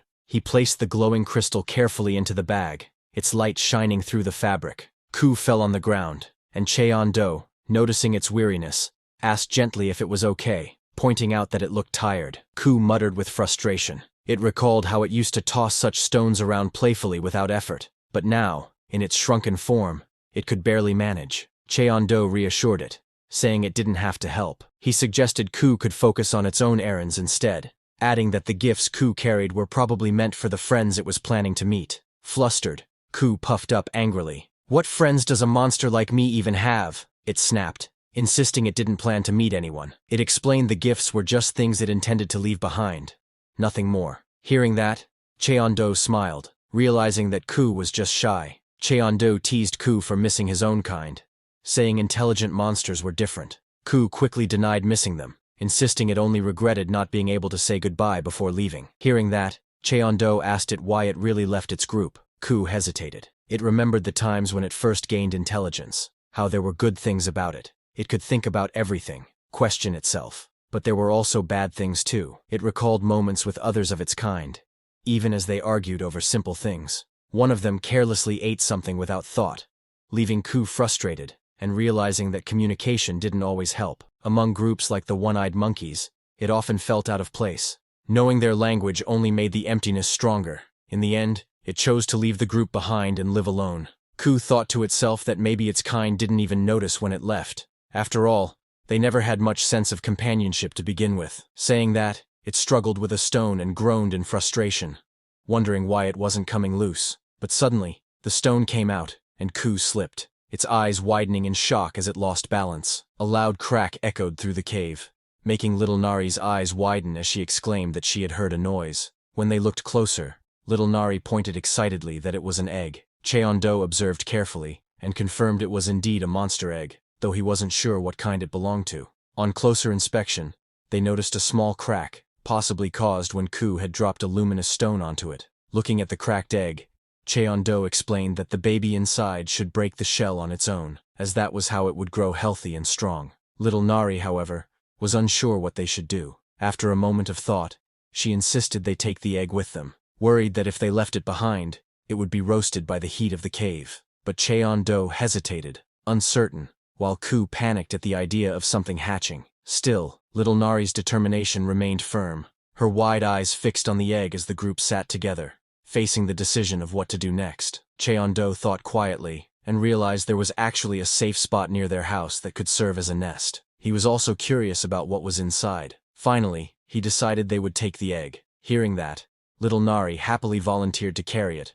while Ku protested, saying no sane person would take such a strange egg. But Cheon-do asked Ku, who told it to drop a luminous stone onto it. Hearing that, Ku got flustered but questioned what if little Nari got in danger. Cheon-do reassured it that everything would be fine, promising to protect them. Reluctantly, Ku agreed, trusting him. With the decision made, Cheon-do said they should finish mining more luminous stones. Little Nari cheered in excitement, eager to dig quickly and return home.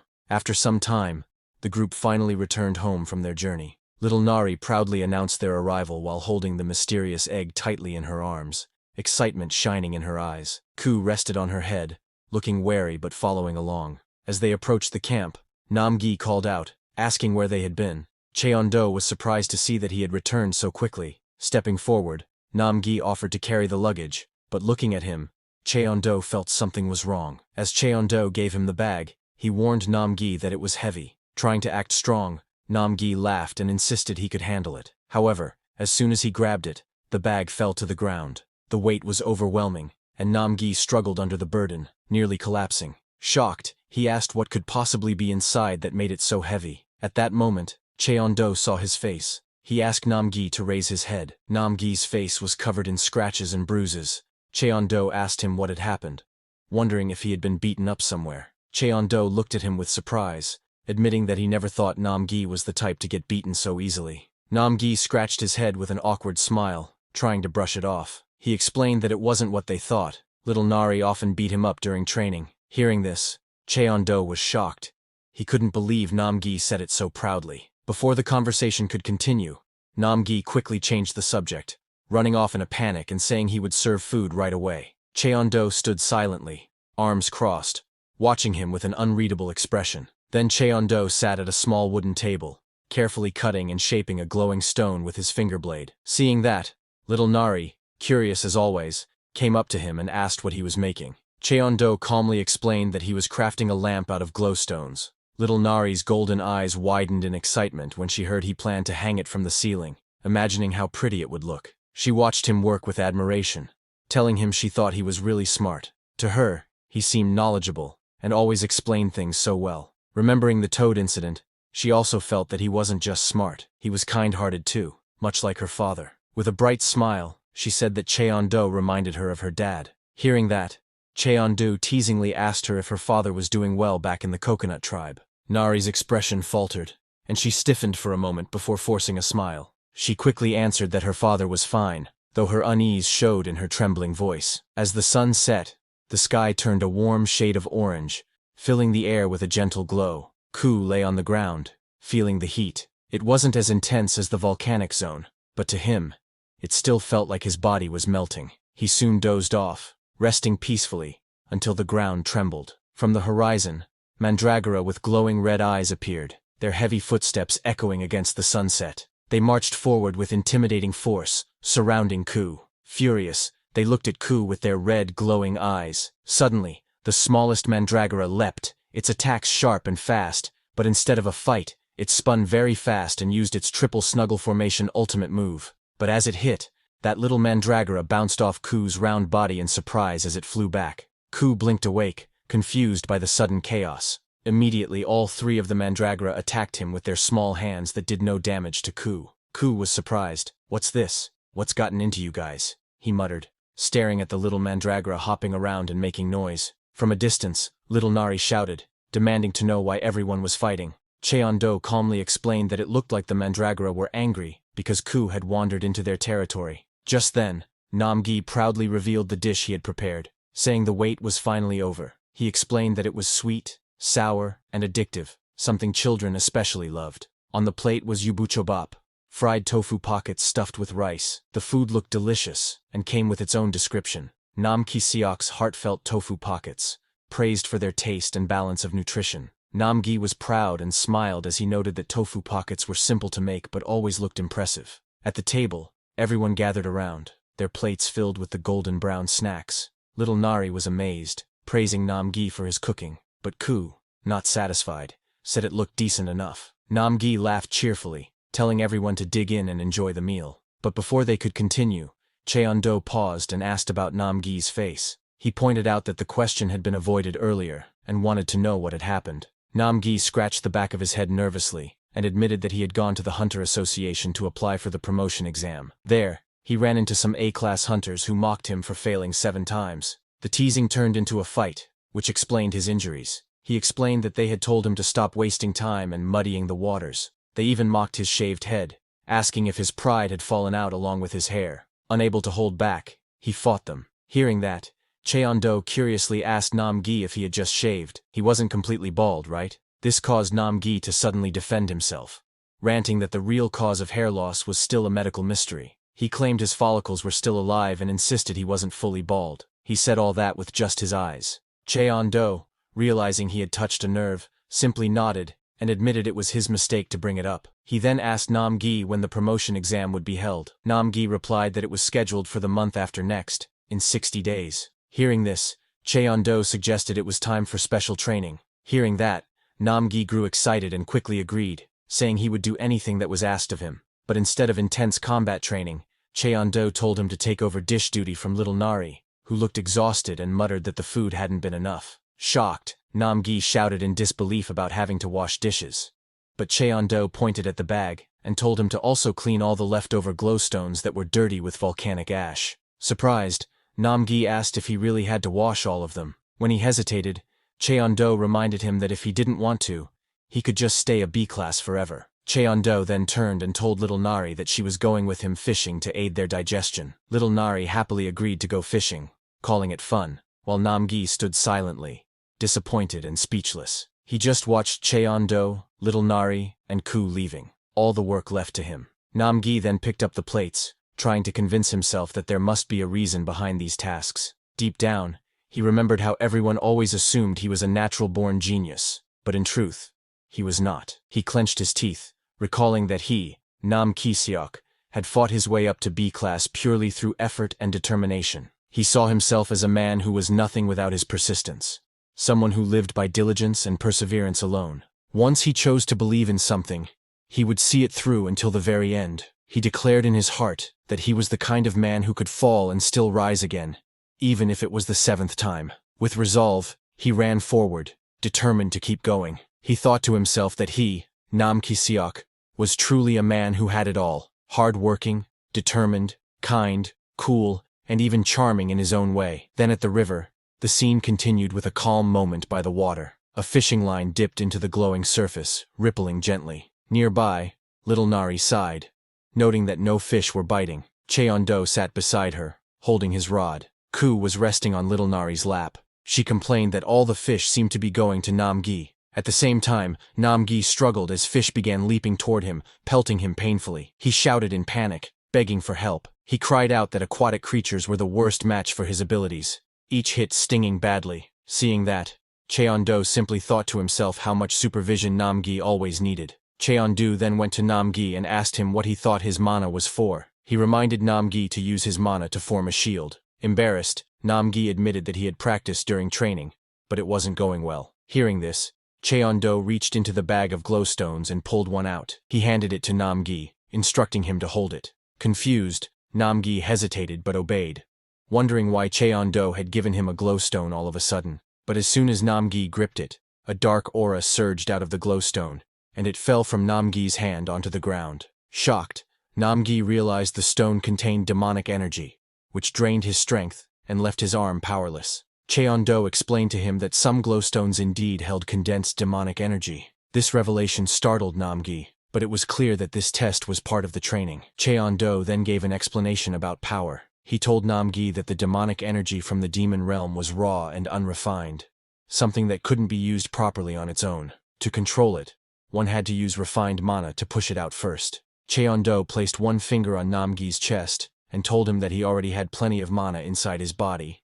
but he lacked skill in controlling it. Saying that, Cheon-do put his own mana into Nam-gi's body, opening his nerves. The energy within Nam-gi began to flow, lighting up his body from within and opening new channels of power. Nam-gi looked at his glowing hands in shock, Realizing something had awakened, Cheon-do calmly explained that a path had now opened inside him, and he should follow it, channeling his mana through it. Focusing deeply, Namgi clenched his fists as energy surged around him. He was then told to direct that power toward the glowstone and try lifting it again. With determination, Namgi pressed his hands onto the stone, pouring his mana into it. His face tightened with strain, sweat dripping as he gave everything he had. Suddenly, with a burst of power, he managed to raise the glowstone high into the air. He shouted with joy that he had finally done it. Namgi suddenly realized something. Washing the dishes and cleaning the glowstones weren't just chores.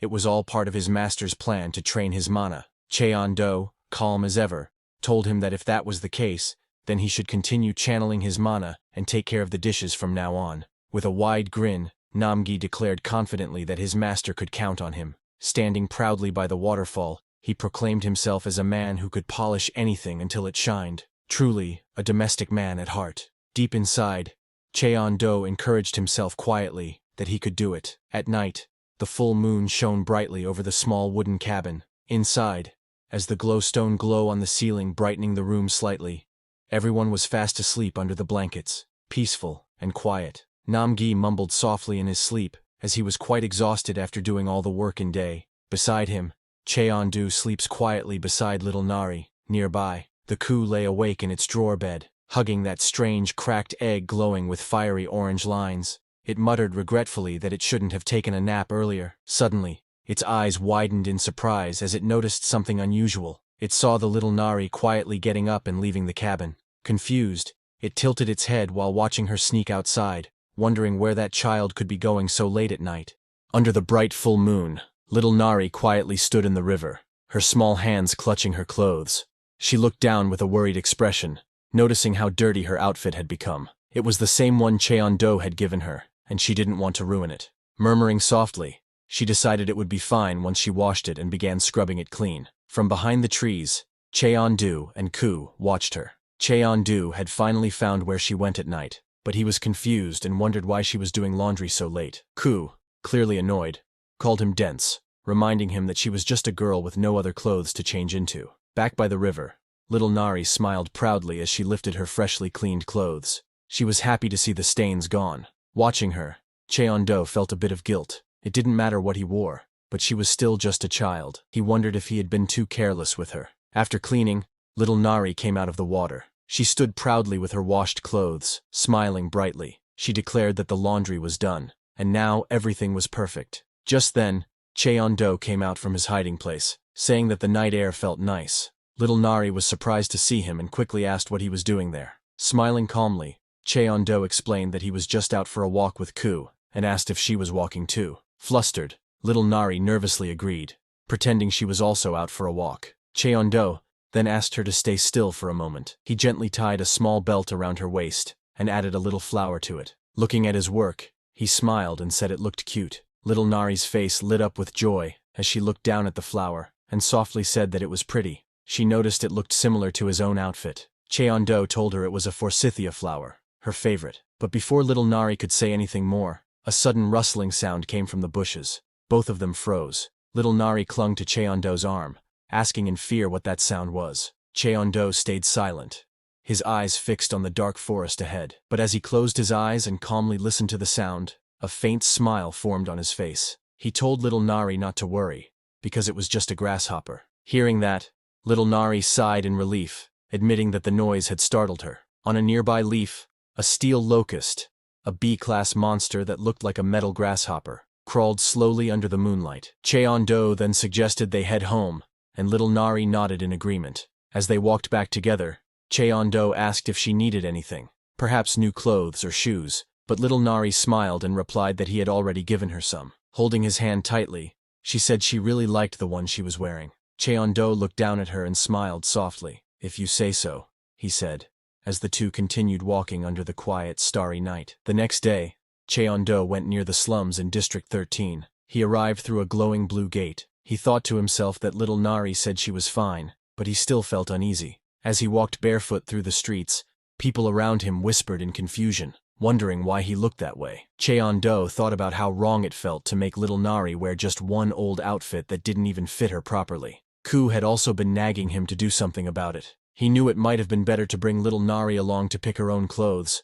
but the human world could still be too much for her because of her past trauma. Besides, she still had a tracking device attached to her body. Cheon-do chuckled to himself, finding it funny that he used a gatestone just to come back to the slums for children's clothes. Looking around, he muttered that there should be a clothing store somewhere nearby. Suddenly a boy grabbed his sleeve and asked if he was looking for a clothing store. Before Cheon-do could reply, the boy grinned and said he could guide him there for a fee of 10,000 won. Looking at Cheon-do, who clearly didn't look local, the boy proudly told him that he knew a cheap and good place. Hearing that, Cheon-do told the boy that he didn't have any small bills at the moment, but would pay once he got change. Hearing that, the boy glanced at him suspiciously, thinking it was strange for a hunter to not even have 10,000 won. He sighed, assuming Cheon-do must be a rookie who went to the demon realm and got completely scammed. He asked if Cheon-do actually had money to buy clothes. Without waiting for a reply, he waved his hand casually and told him to follow. Cheon-do nodded and walked beside him. The boy added that he usually took payment up front,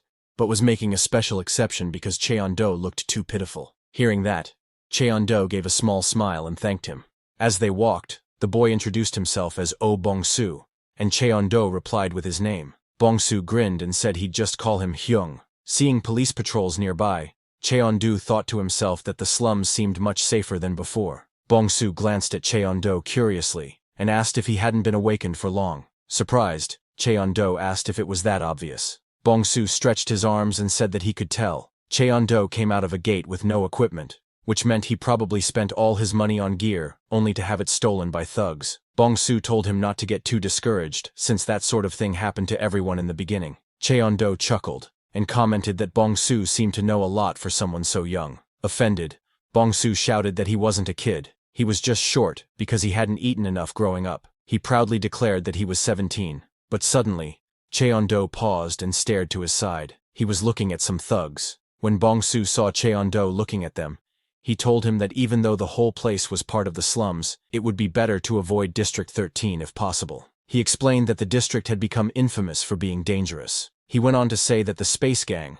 which used to operate in District 11, had recently expanded their territory into District 13. The police had mostly given up on controlling that area, so people avoided going there entirely. He pointed out that they were currently in District 12. Hearing that name, Cheon-do looked thoughtful. Space Gang? He muttered inwardly, his expression hardening. He then wondered if the orphanage he used to live in back in District 13 was still standing. Elsewhere, in a small clothing shop, a woman sighed tiredly while staring at a sales sign that read, 1+1 for just 20,000 won. She leaned on the counter, complaining to herself that she must be crazy for trying to run a clothing store in the slums. She lamented that young couples didn't even have children anymore because they couldn't afford them, and since children's clothes were her main business, sales had dropped badly. Looking around the quiet store, she wondered aloud if she should just switch to a different kind of business altogether. But suddenly, the small bell above the shop door jingled as Bong-soo and Cheon-do entered. Bong-soo raised his hand and shouted cheerfully, calling out to the shop owner, "Boss Park Ajuma, I'm here." The blonde woman immediately snapped at him, her face filled with annoyance. She yelled that it was Nuna, not Ajuma, and reminded him she wasn't even married yet. While she shouted, Cheon-do looked around quietly, thinking to himself that it was his first time coming to a clothing store to actually buy clothes. Bong-soo pointed at Cheon-do and told the woman that this man, a hunter, needed some clothes. Hearing that, the blonde woman's expression darkened as she called Bong-soo over in a sharp tone. Nervously, he asked why, but before he could react, she grabbed him by the collar, shouting if he planned to keep bringing broke hunters to her store. She scolded him for not realizing how much debt she was already owed from unpaid tabs. Struggling, Bong-soo mumbled that he had no way of knowing whether Cheon-do had money or not. The woman pointed furiously toward Cheon-do, asking if he looked like someone with money. Meanwhile, Cheon-do calmly examined the store racks, wondering if he had accidentally walked into the children's section.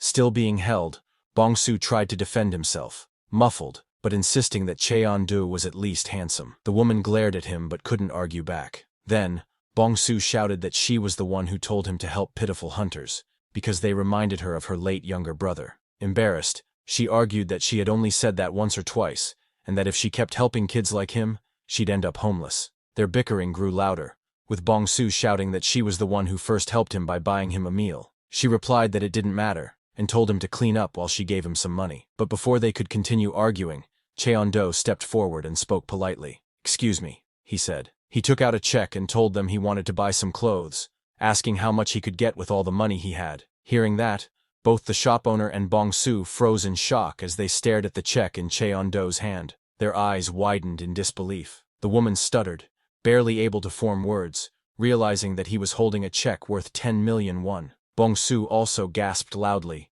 repeating the amount in shock. They both thought to themselves how unbelievable it was. Cheon-do had said, "This is all I have," while casually handing over such a huge amount. After a brief pause, the woman quickly clapped her hands together with a forced smile, her tone suddenly cheerful and polite. With a bright sparkle in her eyes, she introduced her store with enthusiasm, welcoming him warmly to Happy Kung World, the place where one could meet a new you every day. The scene changed as Bong-su hurriedly pulled out a chair for Cheon-do, and the woman began speaking in an overly friendly tone, offering him food and drinks. Cheon-do sat down quietly, a bit confused by the sudden hospitality. The woman eagerly explained that her store had everything, from adult clothes to children's clothes, and asked whether he was shopping for himself. Cheon-do calmly replied that he wanted clothes for a preschool-aged girl and something for himself as well. Her expression softened instantly, and she called it sweet, saying he had come to the perfect place since children's wear was her specialty. She excitedly suggested starting with the latest spring and summer collection. As she began showing options, she waved around bright frilly dresses, declaring that lace was an absolute must-have. Then she held up coordinated outfits, saying they were great for active kids since they were easy to move in. Finally, she held up a pink outfit, and said with full confidence that if he ever saw pink, he simply had to buy it. Cheon-do sat quietly at the table, while Bong-su stood behind him, both looking a bit overwhelmed as she continued showing outfit after outfit with unshakable enthusiasm. The receipt machine printed several long slips filled with text. The blonde shop owner looked down at the piles of clothes on her counter, exhaustion and disbelief on her face. Every item had been sold out. She sighed, thinking she could have sold even more if there hadn't been a stock shortage. She looked up at Cheon-do standing before her, and told him that he had bought over 100 items, asking if he wanted them delivered. Cheon-do calmly replied that he would carry them himself. Before leaving, he handed a small package and some money to Bong-su, saying it was for him. Bong-su froze in surprise, unable to respond right away. Cheon-do told Bong-su he had one more favor to ask. As they walked down the street, Cheon-do carried his bag of clothes with a light smile, remarking that buying new clothes felt pretty good. Bong-su followed beside him quietly. Eventually, they arrived at a small inn. Bong-su explained that it was a clean and decent place, close to a police station, and run by a kind owner. Cheon-do nodded and said he would check it out. He told Bong-su to wait outside for a moment before heading in with his bag. Bong-su, a bit nervous, nodded and said softly that he would wait. Bong-su stood outside the inn, frowning slightly. Something didn't feel right to him. He thought that no matter how rich that man was, it didn't make sense for him to give a street kid like him 100,000 won, and even buy him clothes. He tightened his grip on the bag in his hands, unease growing inside him. He'd heard stories about people who lured homeless kids with money just to kidnap them later. The thought made him wonder if he should run away before it was too late. But then, another thought crossed his mind. What if Cheon-do was actually a good person, someone kind like Boss Park? The image of her bright smile came to his mind, softening his doubt. Just then, the door to the inn opened, and Cheon-do stepped out. He said the place was just as Bong-su described, clean and run by a kind owner. Then, he held out a key with the number 303 on it, and told Bong-su to take it. He explained that it looked like Bong-su had been living on the streets, so he'd already paid a year's rent in advance. Bong-su would live here from now on, and meals were also covered, so he should eat properly. Bong-su's eyes widened in shock. He looked down at the key in disbelief, struggling to process what he'd just heard. Cheon-do then turned to leave,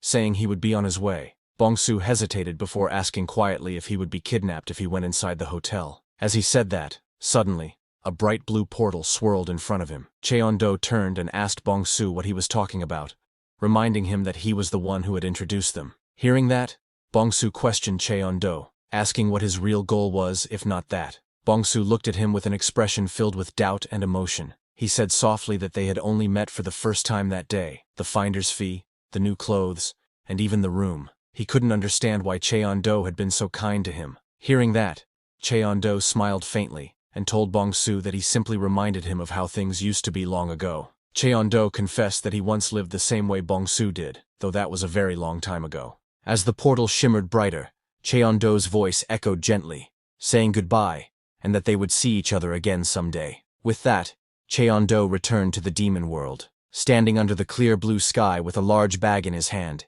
he announced that he was back. Little Nari ran up to him, her face full of surprise, asking where he had gone without saying anything. Cheon-do replied calmly that he had gone to buy them a present, and showed her the bag full of clothes. Little Nari's eyes sparkled with excitement as she peeked inside the bag. Seeing the pile of new clothes, she gasped and shouted in amazement. Ku looked into the bag too, and was clearly surprised by the amount. Little Nari quickly pulled out a bright yellow outfit, grinning widely and saying the clothes were really pretty. Nam-gi, beside them, nervously asked if there was anything for him, to which Cheon-do flatly replied that there wasn't. Little Nari didn't mind. She happily clutched her new clothes as Cheon-do told her that if she found something she liked, she could go inside and try it on. Excited, she ran off toward the cabin, saying she would do it right away. Inside the cabin, sunlight streamed through the doorway, shining on the strange egg resting in the wooden box. Cracks began to spread across its surface, glowing faintly with orange light. Outside, Cheon-do sat at a wooden table, folding clothes neatly into stacks.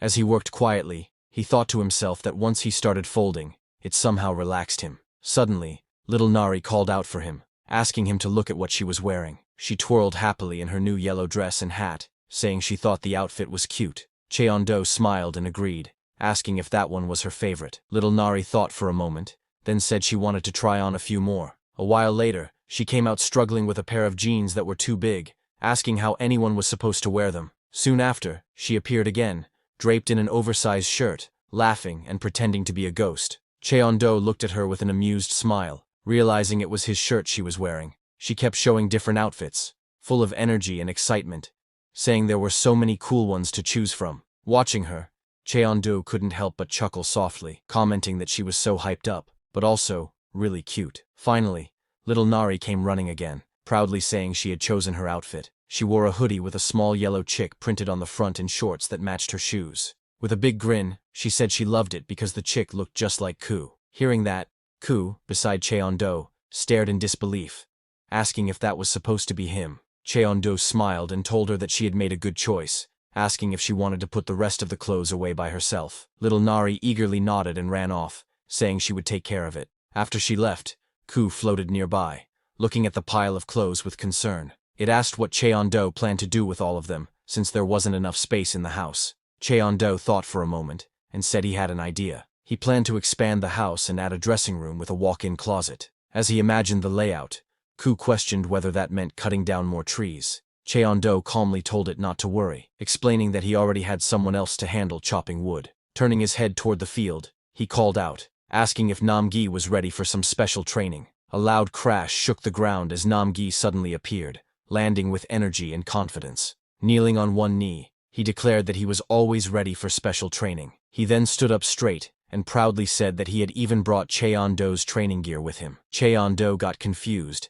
and asked what he meant by training gear. Nam-gi proudly held up the old leather armor made of Ku's skin, asking, "Isn't this Cheon-do's training uniform?" He mentioned that the armor was covered in some kind of strong poison, admitting he had accidentally touched it and nearly died. Excited, Nam-gi looked at Cheon-do and said that it must be part of his extreme training, pushing his limits even during daily life. With admiration, he declared that he respected Cheon-do greatly, and promised to work even harder by following his example. Hearing him, Cheon-do thought to himself that he had just never bothered to wash it properly, and Nam-gi misunderstood it. Cheon-do then told Nam-gi that since he respected it so much, he should wear it himself. Hearing that, Nam-gi froze in fear, unsure if he had heard correctly. Cheon-do seriously told him that he was already done with his own training. He told Nam-gi to put on the armor and start chopping wood, while he and Ku would choose which trees to cut. Panicking, Nam-gi shouted that he would die if he wore the poisoned armor and questioned why they suddenly needed wood.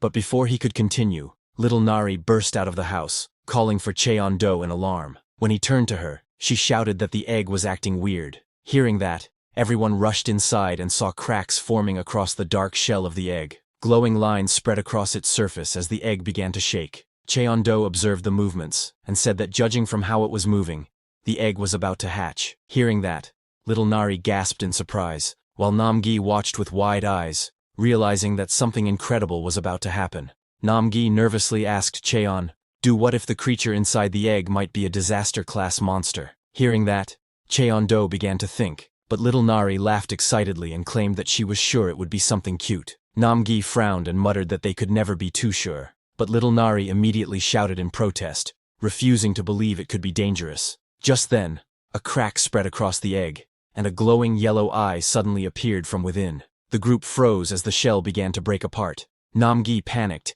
yelling that it was hatching. Little Nari's eyes sparkled with excitement as she repeated the words, her voice filled with wonder.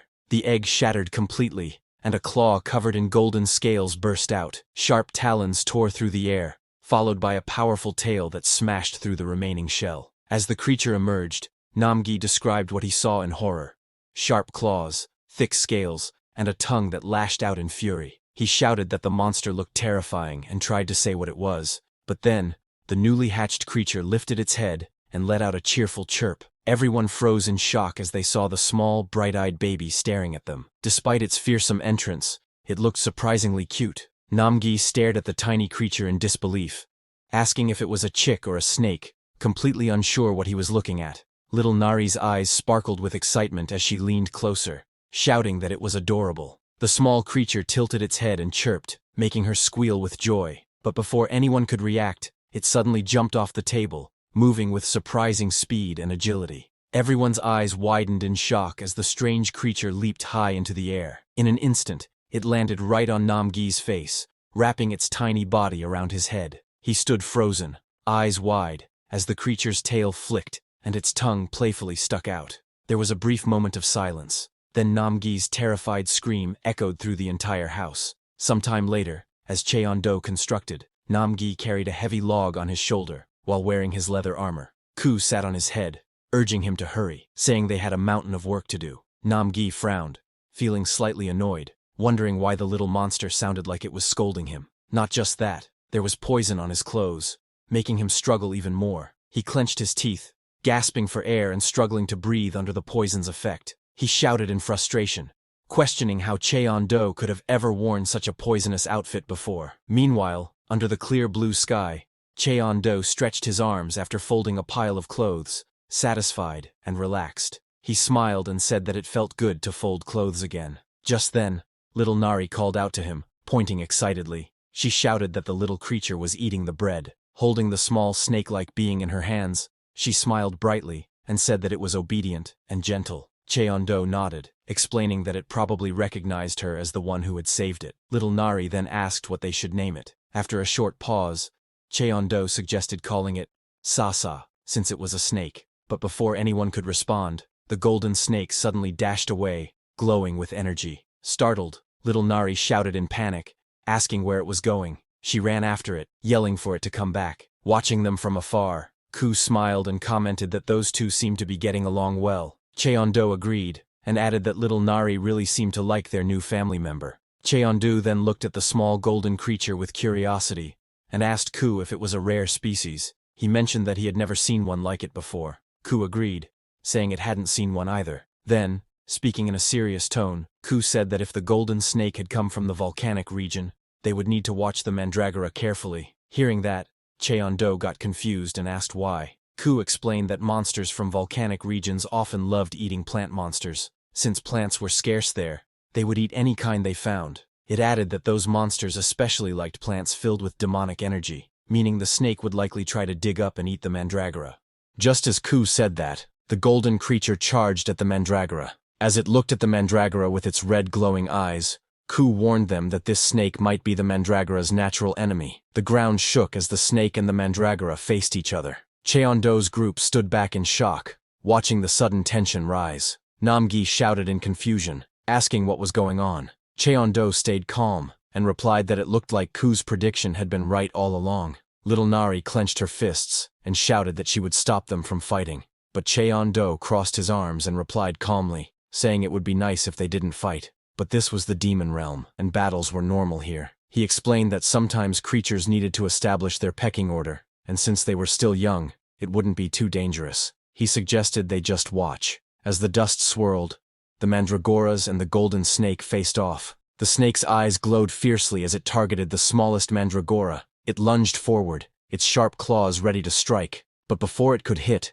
the largest mandragora stepped in front and blocked the attack with a wooden stick. Cheon-do, watching, exclaimed in surprise, realizing that the mandragoras had formed a triangle formation, defending first, then preparing to counterattack. The battle between the golden snake and the mandragoras grew intense. After the first mandragora blocked the attack, the second one quickly counterattacked, moving with surprising speed and force. The snake twisted its body, blocking the strike with its tail. Little Nari, watching, gasped, realizing that the snake seemed to be smiling confidently. But Ku beside her warned not to let their guard down yet. Then, the smallest mandragora suddenly leapt forward from behind, attacking with determination. The ground shook as it struck, and a flash of light filled the air. When the dust cleared, the snake was left stunned. The mandragoras stood in formation, their teamwork perfect. Tears welled up in the snake's eyes as it began to cry softly. The group watching was surprised. Namgi asked in disbelief if it was actually crying,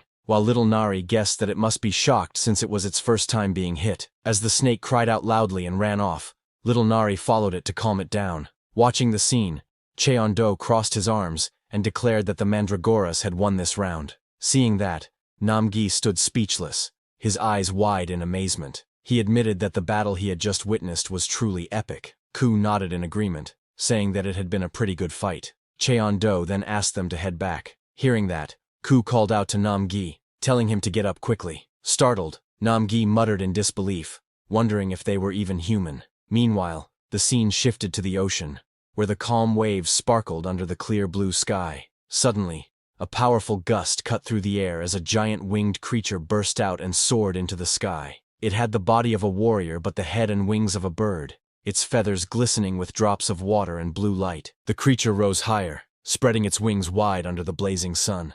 That's all for today, everyone. Before we wrap up, I want to let you know that we've recently launched a membership program here, where you can enjoy perks like early access to videos and soon, exclusive content just for members. You'll also receive custom badges and emojis to enhance your interactions. If you're interested, consider joining our membership to enjoy these benefits. Check out the link in the description to join. See you all in the next video.